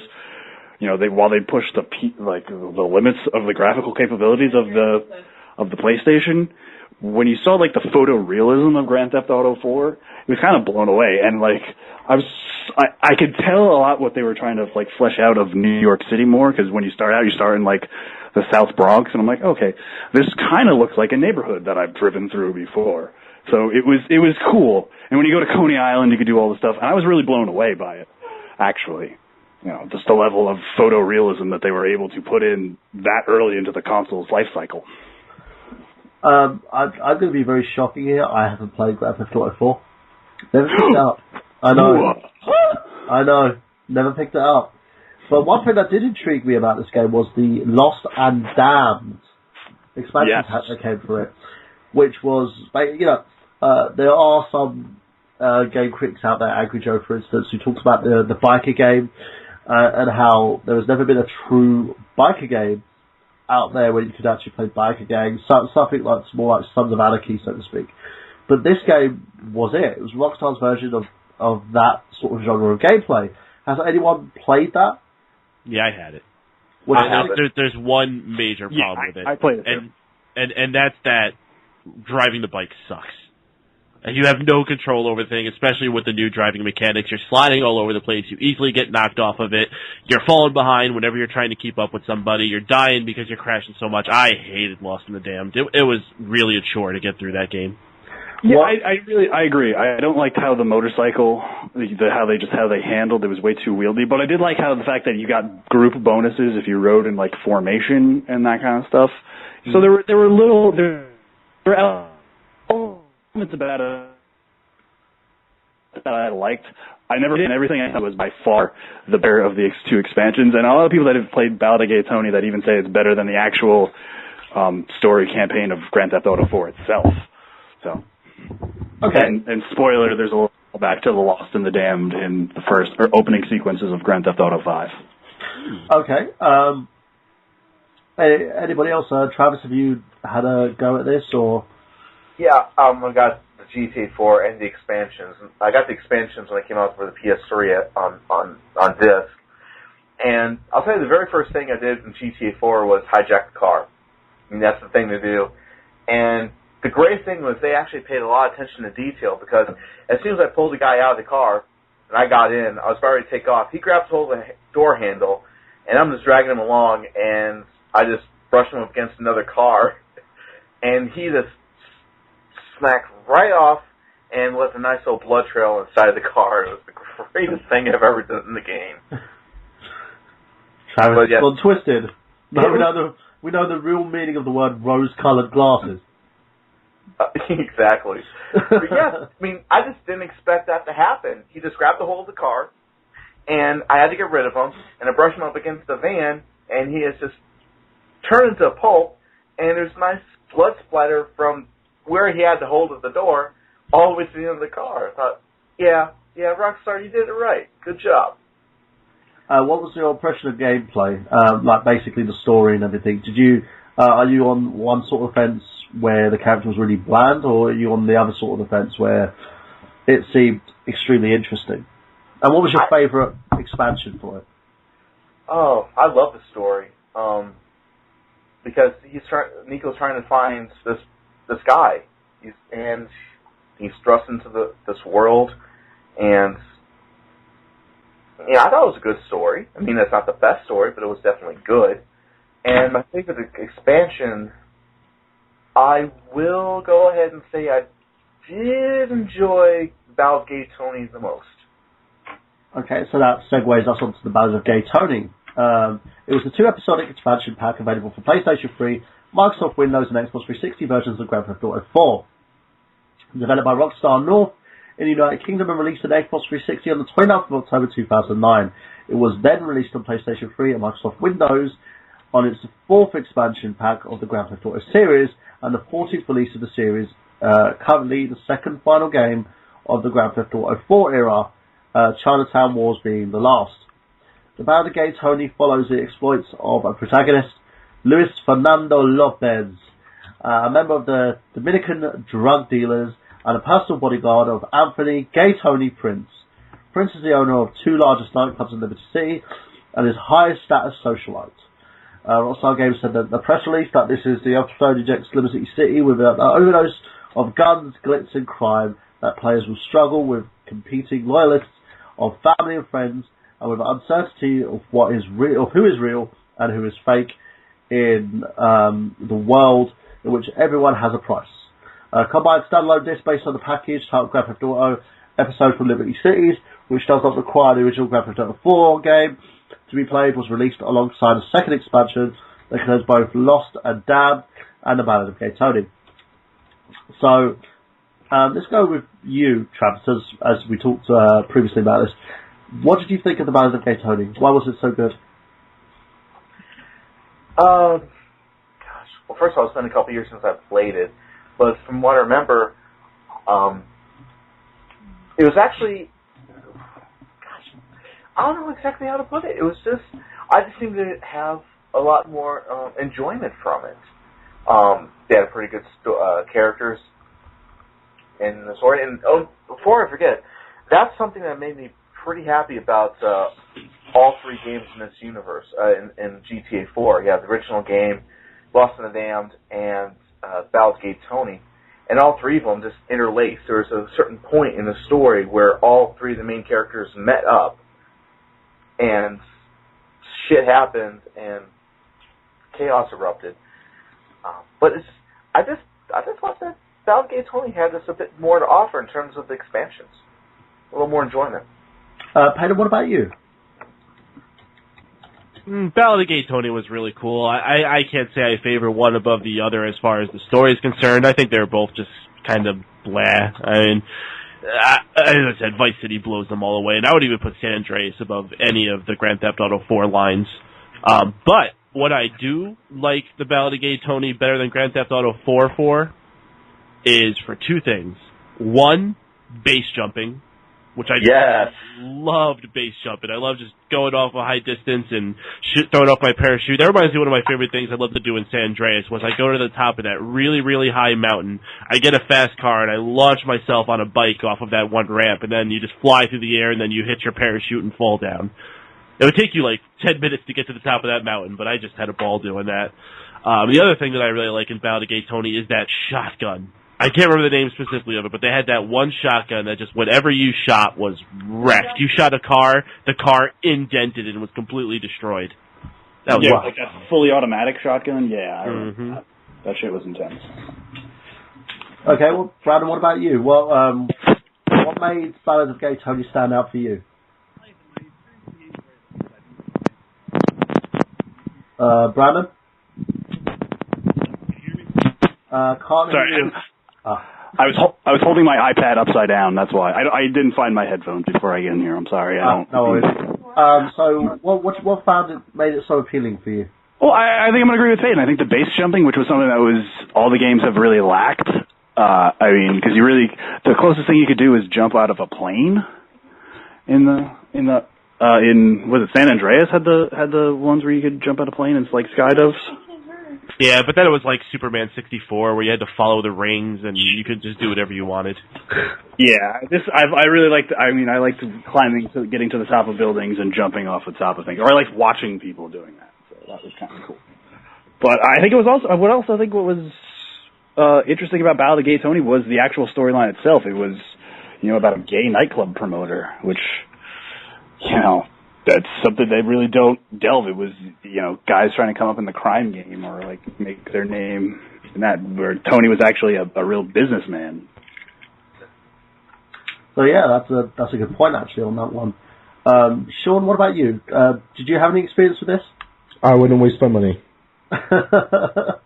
Whoa. If you don't know, Brandon, Shaun is responsible for a thing called Dildo Gate in the Grand Theft Auto series, where his obsession with a pink dildo kind of soured his expectations on the game. Now, that's a gate now? That gets a gate? That's a dildo gate, yeah. For Shaun, for Shaun Walker, that's a dildo gate. It ruined his impressions of the game. Only Shaun. Only Shaun. Only Shaun would come up with that. Good job, Walks. Just to let you know, guys, we have 4 minutes remaining of the live show. We're going to basically go over onto like the additional feed afterwards, and that's where we're going to be doing our plugs and also talk about GTA 5. So if you want to join us on that, you'll have to wait until we've archived the audio on that part, so you can join us in after the show's been done. Check out the archives and let us know your impressions as well. If you want to call in and quickly talk about GTA 5, you can do by calling on 760-512-7247 or by clicking on the Skype button and getting it in for free. So we might as well keep talking, guys, and segue on to GTA 5. Now, I'm going to pass it on to Brandon here in regards to this game because it's actually quite hilarious. His first impressions of the game. And the reason being was he messaged me on Facebook excuse me, when I was in the middle of doing something, and he was literally like pulling his hair out at this point because he couldn't install the second disc of the game. So Brandon, take it away. Just let us know exactly what was going on. Yeah, I had like the worst. The night of the Grand Theft Auto 5 launch was arguably one of the worst nights of my life because I was so looking forward to this game. Like it has literally been 18 months building my life. So I go through the midnight launch line and everything else that goes to do with it. I go get my beer for the night because I'm going to sit home and have a long night in front of my console drinking. And, I install the game like normal. It takes a while to install because it's a 7 gig install. And it tells me to install the second disc. I'm like, I get all excited and I put that second disc in and I get a disc read error. Like, unrecognizable disc. I was stunned. Absolutely fucking stunned. I didn't know what to do with myself. I literally almost started to cry. I restarted my Xbox, got the same thing when I put in the second disc. I went to bed. That's how upset I was. I literally went to bed. I was so upset. So the next morning comes around and, I of course made a obligatory Facebook, Twitter post about it. And one of the first people to talk to me the next day was Burhan, and he talked me through it. He was the calm, rational one, and told me, everything I should be trying to do, and he, absolutely talked me through it. He said I should try different games. He said I should try everything possible, and I put in the first disc of the game, and I loaded it up normal, and then I put in the second disc, and I got farther than I ever got, and installed. And then I tried it again, and it finally worked, and I've been playing Grand Theft Auto 5 ever since, and it's all thanks to my dearest friend, Michael Burhan. There you go. There. Do you want me to suck your dick even more? Let's talk about the first impressions that you had of that game then. So, my first impression of the game was amazing. I literally was just so blown away by the photorealism of everything, and just how the scope of the game. And I played for 6 hours straight after he started it up. 6 hours without moving or doing anything whatsoever. And this is without the multiplayer online component. Yeah, this is just sitting on my couch with a controller, just enjoying the game. 6 hours. I was blown away, and I really liked the fact I was worried about how they were going to switch between 3 characters. They really made that work pretty well, and I'm blown away. I love it, and I'm going to tell you, I'm going to keep my Xbox 360 for at least another 6 months to a year because of this game. I guarantee you. Yeah, because they actually have stated as well, even though Paden begs to differ on this, Rockstar North has actually stated that they're not actually going to be releasing this on next-gen consoles.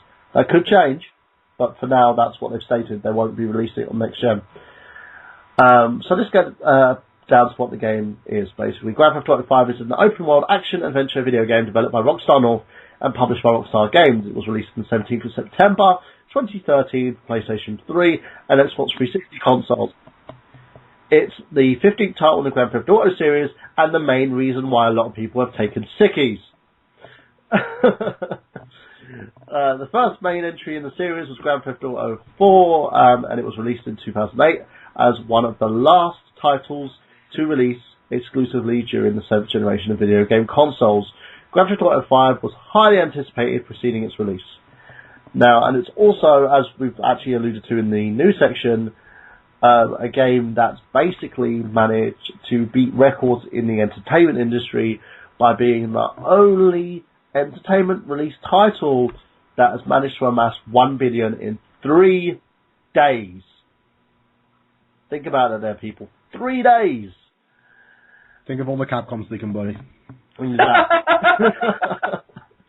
Grand Theft Auto 5 is played from a third-person perspective and combines driving, action gameplay in an open-world environment, allowing players to interact with the game world at their leisure. The game is set within the fictional state of San Andreas, based in Southern California, and affords the player the ability to freely roam the world's countrysides and the fictional city of Los Santos, based in Los Angeles.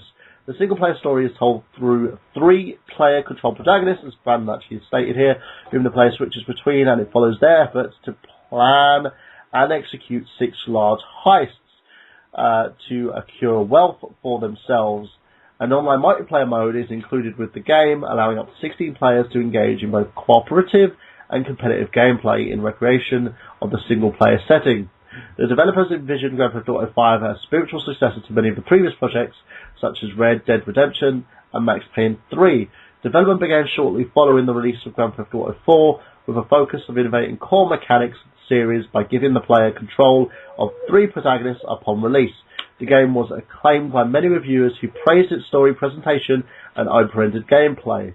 It's a commercial success, as we've actually stated, and it broke industry records by earning $800 million in the first 24 hours and $1 billion within the first 3 days, making it the fastest-selling entertainment product in history. So there we go. So let's talk about first impressions as well. Brandon's actually stated his. Shaun, you've played it? Yeah. All of about 2 hours of gameplay because my brother keeps nicking the copy. It is his copy, mind. So, yeah. What I thought of the game when I put it on was this is going to be a big game.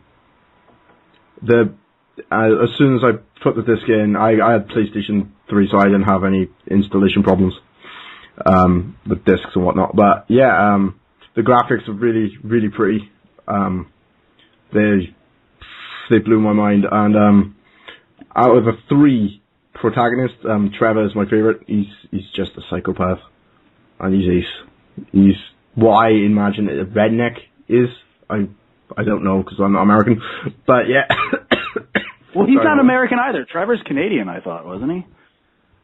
Yeah, he says he's Canadian. No, well, I'm good about like I said, I played snippets of the game because my brother keeps leaving the room and I just take over for him. Where's Braden Mayhew when we need him? He's like an expert on Canadians. Spoiler alert: the game starts off somewhere north of the border. It doesn't really say where. I thought it takes place in Alaska, but I guess at some point in time, Trevor mentions that he's from Canada, and him and Michael both are Canadian characters. So that's the first for Grand Theft Auto that they've ever had a Canadian character. Bent Canadians. Yes. Shout-outs to the great white neighbor of the north. Holler. Holler to Braden Mayhew as well. Holler. Shout-outs to B. May. So, this is actually a funny story about this game as well. It's the first game in the series to make Tony Mango, a man who never plays games, current gen of games, and he literally saw the video for this, and he was in shock. He was like, literally, all I just see is like a little Facebook box pop up, and Tony Mango just like typing, like, I've just seen the trailers of Grand Theft Auto 5, what the fuck? And he's like detailing a list of everything that makes the game like so amazing, including the graphics, including everything that you could do in the game. He was like, when has gaming gotten so advanced? And just to have a guy like that, a guy who basically has washed his hands of gaming platforms altogether, say that, piques my interest. And it's one of those things where I have to wait a little bit because of money issues. I've got to wait a little bit to get my copy, but I'm so excited for this game. What about you, Paden? What would make you actually get a copy of this game? Are you thinking to get a PC copy? Coming out on Wii U. That's what would get me to buy the game. They did test it on the Wii U, though, didn't they, Rockstar? But did they? Nothing ever went ahead. Yeah, that's what I heard. No, I read that on scoopscoops.com. I remember that. I am incredibly excited for this game. And the moment I saw the launch trailer, I was like, yes, finally, like, when we got San Andreas on the PS2 generation, it's like, yes, they finally expanded everything that they're capable of doing on that system. That's what Grand Theft Auto 5 could have been to this gen. Fortunately, I sold my Xbox 360 probably about a year and a half ago now. I don't miss it. I do wish I could play this game. I'm not going to deny that fact, but I can be patient. There's plenty of other games I can play. I just picked up Rayman Legends, and I'm going to be putting a lot of time into that one. So, like I said earlier in the show, I am considering somewhere down the line, probably about a year, picking up a PS4 that I can play Grand Theft Auto 5, and maybe by then they'll have unveiled their master plan of making a version for the next gen after all. Or hopefully, they've actually said that the console's not backwards compatible. Damn you, Sony. Okay, Travis, what about you? As you said, you've got to wait a couple of weeks to get your copy of the game. What was your first impressions? Well, I guess the only impressions I have are just based on the commercials I've seen, and all I can say is I want to play it. I'm a huge GTA fan. I want this game. There is no question about it. I fucking want this game. The funny thing about this as well, what's got me more excited than Grand Theft Auto 5 is Grand Theft Auto Online. I literally want to start getting a crew together and basically doing heists with people. I was even talking to Brandon about it. He's like, we've got to start a crew. Son, we're going to take over the fake version of San Andreas or Los Santos when we get this done. We're going to be running up on dudes just murking people left and right. Good thing we can't whack people in this game, cause we'd just be coming up on rival crews and just taking out all their soldiers and stuff. I could see it happening. I could see me and Brandon basically doing our own fake version of a drug trade, and me coming out with my underpants. Am I going to be the Jesse to your Walter White? Yes. Bitch. You're going to be saying bitch with every sentence. Science, bitch. But just so you know, guys, as well, I'm going to be posting an I Got Gameplay crew invite for the anticipated release of GTA Online. So if you want to join our crew, you can do by clicking on the link, and it will take you to the Rockstar site. You have to register, of course, but then you can actually register your game, register your character, and become part of the I Got Gameplay crew, which currently has myself. I'm trying to get Brandon on there. It's me and you. It's me, you, and probably a few of my friends. But it's, at this point, just me and you. The IGG Mafia. The IGG Mafia. So make sure, guys, if you want to join the crew, you can do based solely on that. So we got to come up with colors, like gang colors and a gang sign, and we got to come up with our stacking symbol. Should we do the green and white? Green and white, I guess that's the colors of the podcast. Yeah. Amanda says we should do pink and purple, but I mean that's just a female perspective. I don't understand people's reasoning in the whole pink and pink to me just seems very. I don't know. I don't consider it manly. No, I don't think we're going to be a very intimidating crew if our gang colors are pink and purple. No, more intimidating because we're brave enough. To be fair, the thing's just purple. It'd be way more intimidating because we're brave enough to put pink and purple on it. I don't even know if that's even a thing, but I just came up with the idea we should have gang colors.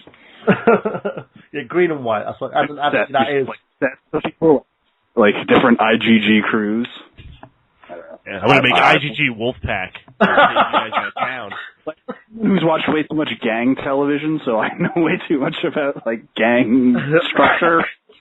Instead of red and black, Tony, Paden's gonna have red and white, and Mango's gonna be there for no reason. He's just gonna sign up for the crew but not buy the game. You up.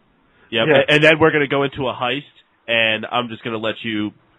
No, I'm not even gonna go there. I was gonna make a finger poke of doom joke, but no one's gonna get it. Lay down and let me do everything. That's what you're gonna do. Okay, this has gone from a wrestling joke to a rape joke. Like in any show we do, there's no format or anything. Come on. I think they know what the fuck to expect by now. Just random fucking. I did say to people that I'm going to go blue today's show because I am extremely tired and ill. So. And plus, having you on the show, it's kind of a given. Chaos, bro. Fucking chaos. I'm out in Maryland, so yeah, it's a good time. And Amanda's here as well. Actually, for the group is I've Got Gameplay, motherfucker. So this. I'm surprised they ever admit that. I'm surprised that didn't get thrown out in terms of service. No, it didn't. Rockstar, I've got gameplay motherfucker on there. So let's go into the elephant in the room before we end today's show. Why do you keep calling Shaun that? Is Shaun? Oh, are we talking about Shaun now on the show? Yeah.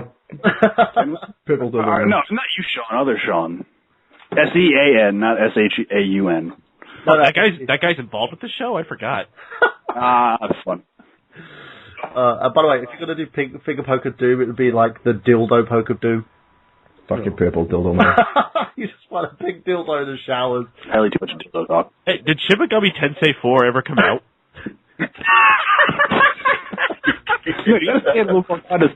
No, Shin Megami Tensei. This is after Atlas's release from after Sega bought them out. I think there's a possibility that it's going to be coming out. I have no idea. I'm not in that way inclined.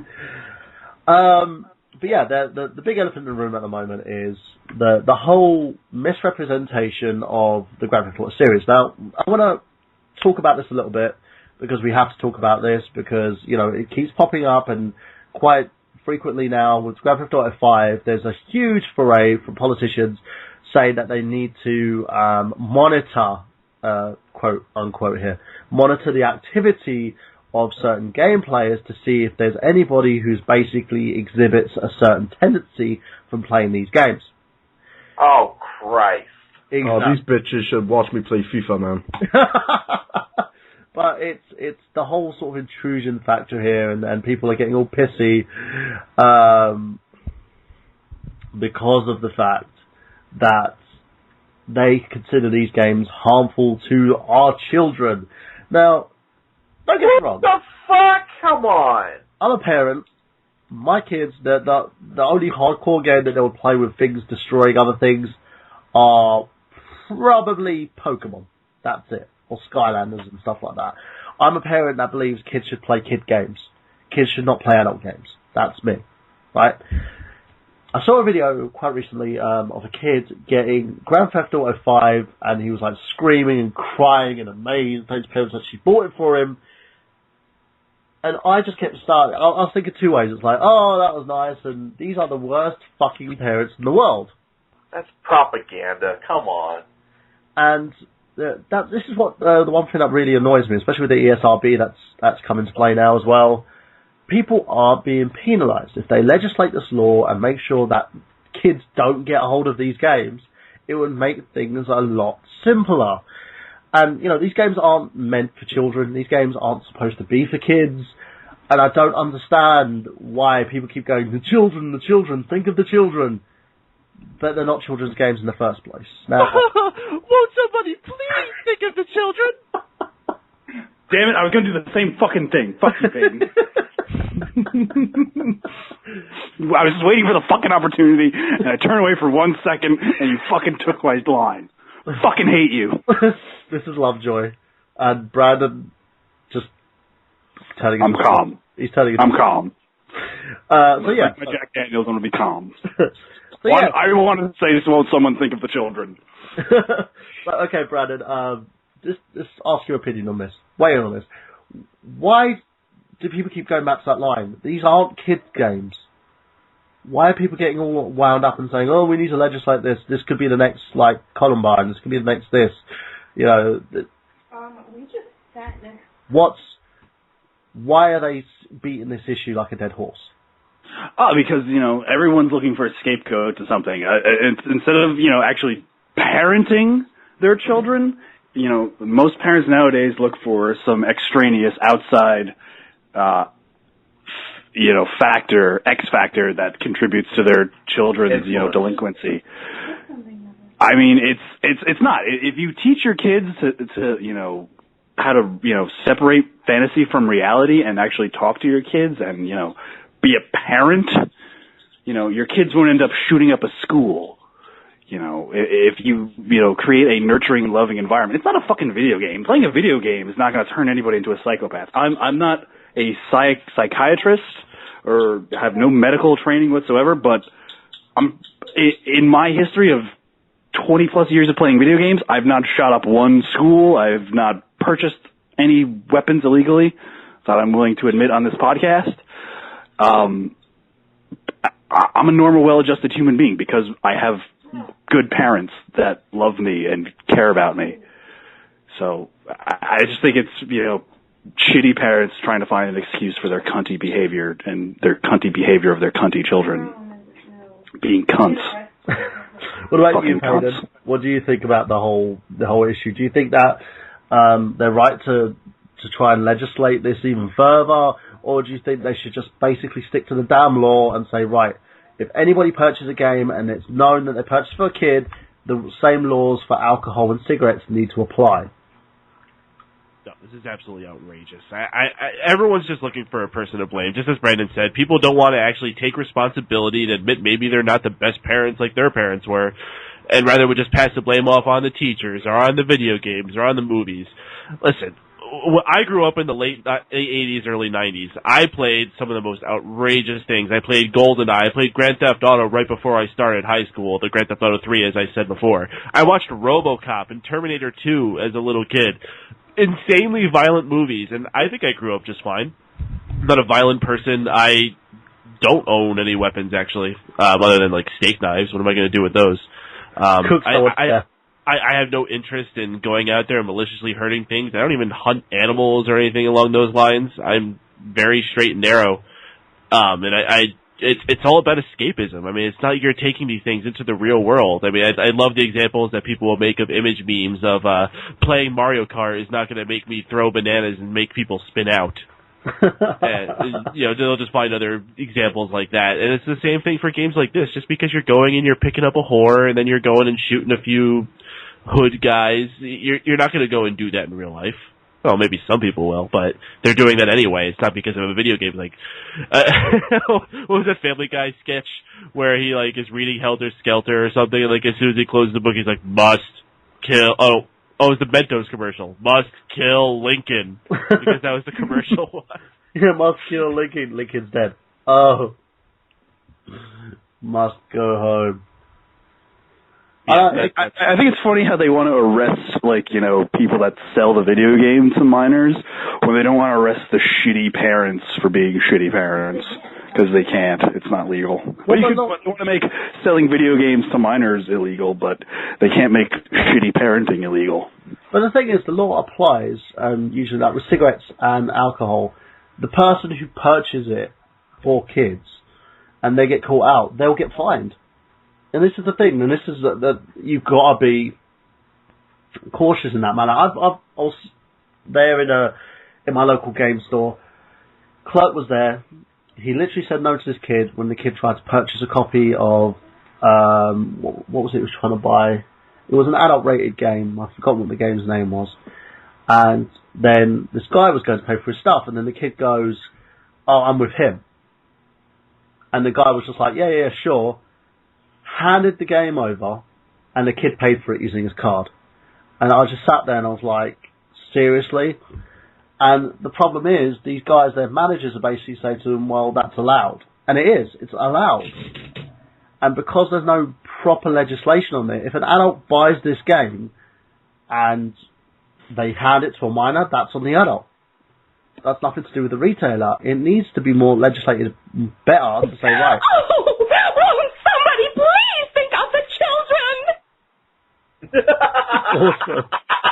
We have that sound effect on file. Yes, we do. Or you just literally uploaded it right now. Yes, I did. I think it'll come in handy. So, Travis, what about you? Let's listen to your opinion here. Okay. We all know, like the NRA, we all know the slogan, guns don't kill people, people kill people. I think this is really ridiculous that they say the games like shitty people kill people. Not regular people. Shitty people. And, people just, I totally agree with what Brandon and Mike, what they just said. People are just trying to find a scapegoat as to what is wrong with today's youth. I mean, this shit was going on even when I was a kid. They were saying that, it's all these violent movies, it's all these violent TV shows, and that music they're listening to, they're going to grow up and be no good. I was also one of those kids who has seen Terminator 2. I haven't seen the first one. I've seen all the RoboCop movies. I've seen just about anything violent, played anything violent, and I turned out just fine. Well, that's one. Akira. Yeah, okay, oh my god. That was the worst one. You saw people explode all over the place. And the thing is, it's never the parents' fault, when kids get these violent games in their hands. It's never their fault. It's always the people who sell these games. It's always the game makers. The parents, we are so in the dark. We gotta let the government control our children. We gotta let the government tell us what we're supposed to do because we're too damn stupid. Well, I got some news for you. If you're too damn stupid to figure out what's good for your kids, you shouldn't have had them in the first place. That's probably why they had them. Yeah, because they didn't understand what protection was. Like, I don't know, I'll just take a shotgun to the back and then abort them now. Wow, this got dark. But that's the main issue here. It's gotten to the point where people aren't seeing what's safe and what isn't. You've got the same people who are complaining are probably the same people who go into a store and buy their kid this game because they're not looking at what the content on the game has. It's like what you were saying about the 10-year-old kid and his grandma. She doesn't know. Even though the game says Grand Theft Auto on it, she probably just sits there and goes, it's a game. There's nothing that tells me otherwise. Do you want to know how many parents I saw at the midnight launch of Grand Theft Auto 5? It was at least a dozen. At least a dozen parents of parents of high school age. There were no, of 10, 11-year-olds in the line, but there were plenty of kids that were not at the age of 18, but they were barely 16 even, probably, that were, at a midnight, even on a school night. I know I'm don't mean to sound like 50s parent guy, but on a school night, on a Monday, it just seems like a foreign, out of the fucking left field concept to me, where a parent would take time out of their schedule to buy some game for them. The thing is, it's right that the adult buys the game themselves, but having the kid there at the midnight freaking launch, that's scary. Kids, 14, 15-year-old kids. Fucking amazing. I know, I grew up with, good parents that wouldn't do that. I don't know. If I said to my dad when I was a kid that I was going to watch a midnight launch or I was going to go to a midnight launch of a game, he would look at me, tell me to go straight belching back up to my room, and said if I left the house, he would, beat me. Oh, no, my parents would let me go, but my parents wouldn't sit on line with me. If I told my mom, Mom, I need you to buy this game for me at midnight, she would just go to hell. You're not, no. I'll buy it for you in the morning when I want to. I'm not gonna wait online in the mall at 11:45. And the line at the mall where I was 50 feet long. Oh my God. It was insane. No rational parent should want to do that to their kids. We're coddling our kids, goddammit. Now we're going off on totally different tangents now. Yeah, but it's a true thing. It's really, really bad parenting. You're taking your kid to a midnight launch of a game that you want to buy, right? And that kid should be in home, in bed, asleep. I recently had an issue with my eldest daughter and her teacher. She's been disruptive in class. And the teacher, as soon as she said my name, my daughter just straightened up and started doing her work. I'm going to tell your dad's coming, and I'm going to talk to him about your behaviour. Boom. Started doing all the work, no issues. And that's what it needs to be. It needs to be right. You mess up, there's consequences. Your parents there. Your parents there to distill values in you, and if you don't have those core values, then your parents not doing their job. I'm sorry, go ahead. Yeah, no, go for it.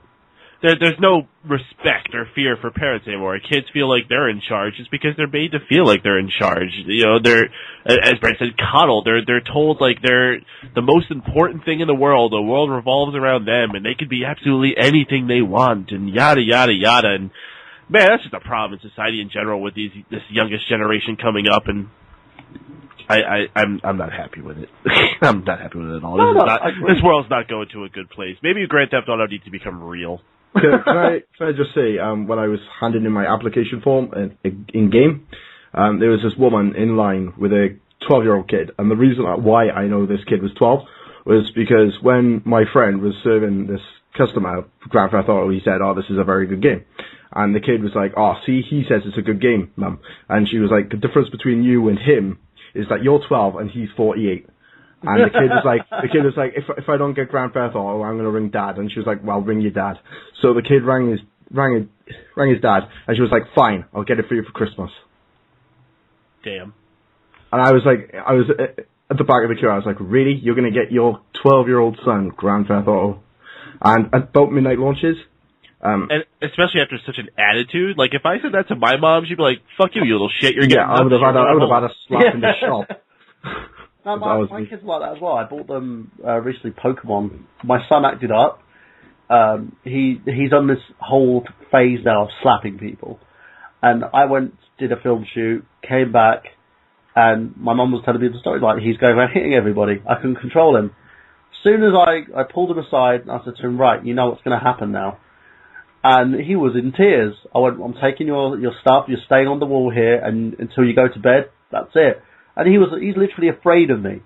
You know, if I'm around him, he knows that Dad's going to discipline him, and that's the way it should be. Your kids should be afraid of what the consequences are going to be. It shouldn't be afraid. Okay, afraid of the consequences. That makes more sense. You should be afraid of your parents. You should respect them. Yeah, no, but that's out of respect. You're afraid of the consequences of your action. You know, if Dad's going to come, if someone's going to call your dad, you're going to shit yourself. Or if someone's going to call your mum, you're going to shit yourself. My mum's 60, and I still crap myself if someone tells her that I've done something wrong. You know what I mean? She's my mum. She has that instilled respect in me. And a lot of it is due to her parenting methods. And it's the same thing that I distill in my kids, is the fact that if they do something wrong, they know that Daddy's not going to be happy about it, and there are going to be consequences. My daughter, after having a very stern conversation with her and basically making sure that her teacher keeps constant contact with me, I'm not really should have to do this because I'm a part-time parent, but I did it. Now she's got to straighten up at school. I'm going to pull another South Park reference here that I think is fitting. It's from the beginning of the South Park movie when they first get in trouble for cursing in class, and the four boys are sitting in Mr. Mackey's office, and then they call in all the parents. The parents of each kid walks in, and all three of the kids of Stan, Kyle, and Kenny go, "Uh-oh," and Cartman's like, "What?" Yeah, and he did that whole thing as well. If you remember the episode where he wanted the iPad. Yep. You're fucking me, Mom. Yeah. Why are you always fucking me? And it turned into a whole sort of national level. And that's the thing. And to anybody out there who listens to this show that basically believes in all these methods of regulation, look at the mirror. Look at yourself. If you've got your kid there, your little child, who's playing GTA, you are a horrible parent. I'm sorry to say it, because if that kid doesn't know what the hell's going on in this game, and he goes and tells his friend, and they tell their friends and stuff, they shouldn't have access to this material. They will end up like me. Well, not just that. The thing is, I'm on Paden Save School of Thought. I watched RoboCop when I was at a young age, and it didn't do any harm to me. But the thing is, my father went out of his way to tell me, this is what this is. It's movies, it's effects. This man is not being killed in real life. You know, he explained a lot of what the principles were with me, and it's one of the things that got me fascinated in film, because it was actually extremely funny, the fact where his limbs went flying all over the place, because it was ridiculous. The levels of destruction in RoboCop were ridiculous levels. You know, it was literally, you had arms flying everywhere, body parts exploding from contact with guns, you know, and it didn't do anything to me, because I still had those core values. I was raised in a home where I had to respect my parents. If I didn't, consequences would ensue. And it's the nation where, and it's happening in the UK as well, we're allowing our government to babysit our children when we should be the ones that should be looking after our kids. We should be the ones who actually instilling these core values in them, and we should be the ones who say no. If your kid's a little shit, and I've seen it happen where I've had, like when I used to work in retail, it's one of the reasons why I stopped working in retail, kids coming up to the counter trying to purchase games and then getting their mums and dads to do it, and I literally would sit there and go, look, I'll turn the game over and say, look, this is what this game has, this is this rating, this is the reason why that you should be buying this for your child. And if the parent makes the decision to buy it, I can't do anything about it. I have to make that sale. If I don't, I lose my job. So these guys are tied at the wrist at the moment to who they can sell to because they have to make that point of sale. That needs to be limited. At the end of the day, if the state wants to get involved, they should say, okay, these ratings are applicable, these ratings are final. If anybody is caught selling this to somebody underage, they'll be penalised. The store will be fined and the individual selling it will be fined. If a parent's caught trying to buy it for their child, the parent will be fined. Simple as. Instead, you've got kids on YouTube crying because they've got a copy of Grand Theft Auto 5. It's ridiculous. So, final thoughts, guys. Any final thoughts on this? And anything you want to say? I think that in terms of this subject, parents, you just need to get some brain cells going. Seriously, you got to start monitoring your children. Get on your brain juice. And also, some eggs. Stop treating your kids like they're supposed to be your best friends. They're your children. They look up to you for guidance, and you need to discipline them when you need to discipline them. None of this. I'm sorry, no more of this time out bullshit. Start doing some fucking parenting. Agreed. Brandon, what about you? Wait, what were we talking about? Are we still on the parenting? Yeah. Are we still on the shitty parenting kick? Yeah, final thought. Oh, yeah, no. Shitty parents are shitty. Well, that's all I can really say. Paden? Yeah. Oh, somebody please think of the children! That's exactly what I want to say. And Shaun? Nah. If you're going to buy Grand Theft Auto for your kids, you're a shitty parent. Just don't allow them to have a microphone so they don't have to talk to me.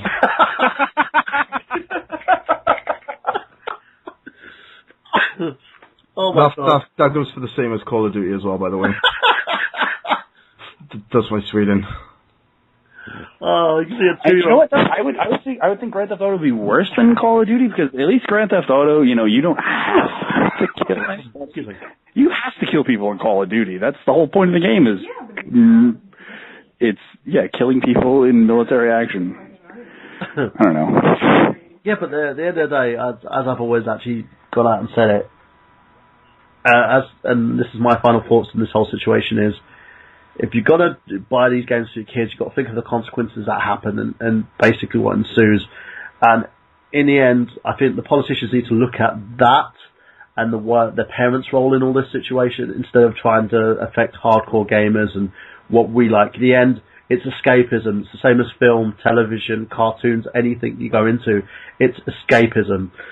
Just because someone likes My Little Pony doesn't mean they're going to go in or if someone actually likes to play Halo doesn't mean they're going to shoot their... Yeah, well, so in the end of the day, as long as we're not mental and going around blowing our dad's heads off because they won't let us play Halo, which means they're a disturbed child, we need to basically look at ways of legislating it in terms of the parents' role and also in terms of the mental stability of the individuals that are acquiring this material. Because any person that uses this as a defense is a cop-out. And as far as I'm concerned, that's the end of that. So, without further ado, guys, let's go on to plugs. So, we'll start with you, Paden. Alright, well, as many of you may know or maybe not know, I am the president of operations here at Mega Powers Radio, and there's a fine array of shows that you can listen to almost every night going on here. We got Saturday night, I Got Gameplay every Saturday night. Sunday nights are specials night. We have Otaku Nation coming up once again next week with Mr. Michael Burhan here and new friend of the station that's been making a lot of appearances, Mr. Stephen Juego. We got the Monday Night Raw post show immediately after Monday Night Raw if you're a wrestling fan. Tuesday night Geek Speak with Mr. Travis here. I'll tell you a little bit more about that. Wednesday night the Daceman show. Thursday night Keeping Kayfabe, also a wrestling show. Bringing us once again back to Saturday because Friday is our one night off. You might want to fill it someday. If you got some bright ideas, why don't you get in contact? MegaPowersRadio.com, Facebook.com/MegaPowersRadio. Thanks for having us on, Mike. Thank you. So, Brandon, what about yourself? You can follow me on Twitter at Brandon All Hope, like me on Facebook, watch my other shows on Dream Elite Radio. I do something everything, every night usually. Yeah, that's about it. I love you all. I'm going to go get drunk now. Yay. Bye. Sean. Check me out on Twitter. If you want to send me pink purple dildos, it's @Shaughnessy2K37. My YouTube is Shaughnessy1989, where my third episode of Pokemon Ruby should be up at the beginning of October. Also, check out my articles on Fanboys, which will be, well, probably after the Shield Assembles episode 1 is aired, because I'm going to be writing my thoughts on that. And yeah, just keep an eye out for me on I Got Gameplay and whatnot. So yeah, thanks for having me on. And Mr. Rose-Colored Reviews himself, Travis. Actually, I'm glad you brought that up, because I just got it finished. I'm going to upload the video. If not tonight, it'll be definitely tomorrow morning.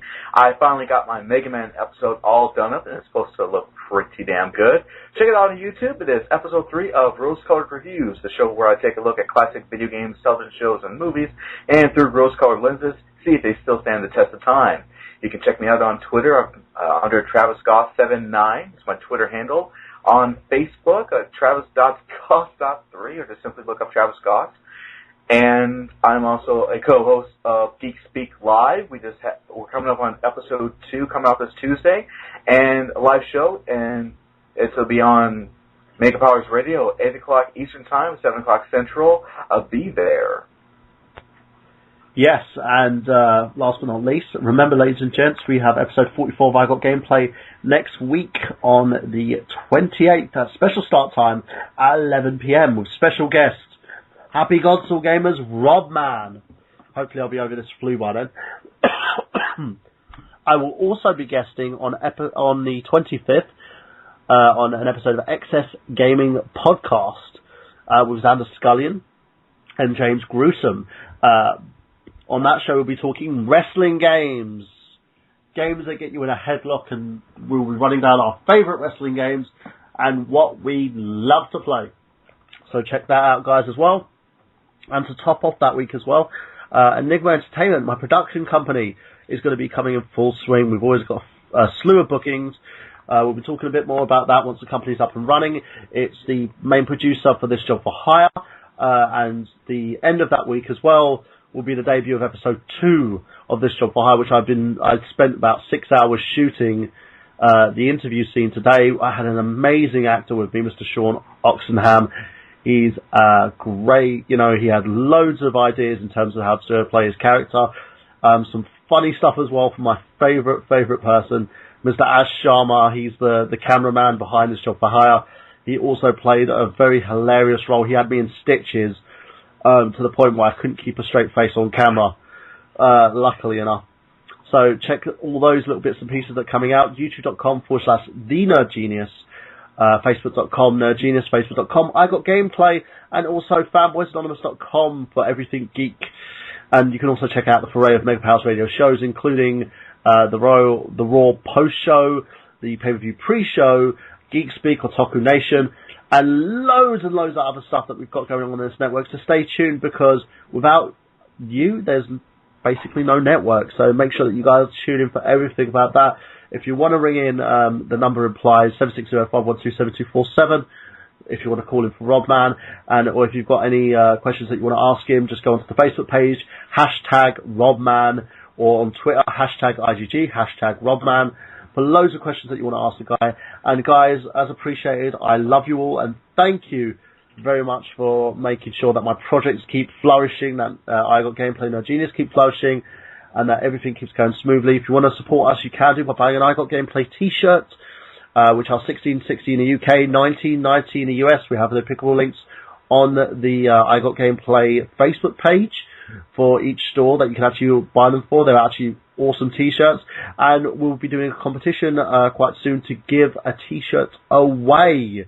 So if you're a huge I Got Gameplay fan, we're going to get you guys to call in or tweet us, basically giving you an answer for that, so stay tuned to that. And that's pretty much it, guys. And remember, I'm Michael Burhan, he's Travis Goss, he's Shaun Walker, he's Mr. Mike Paden, and he was Brandon Liggan.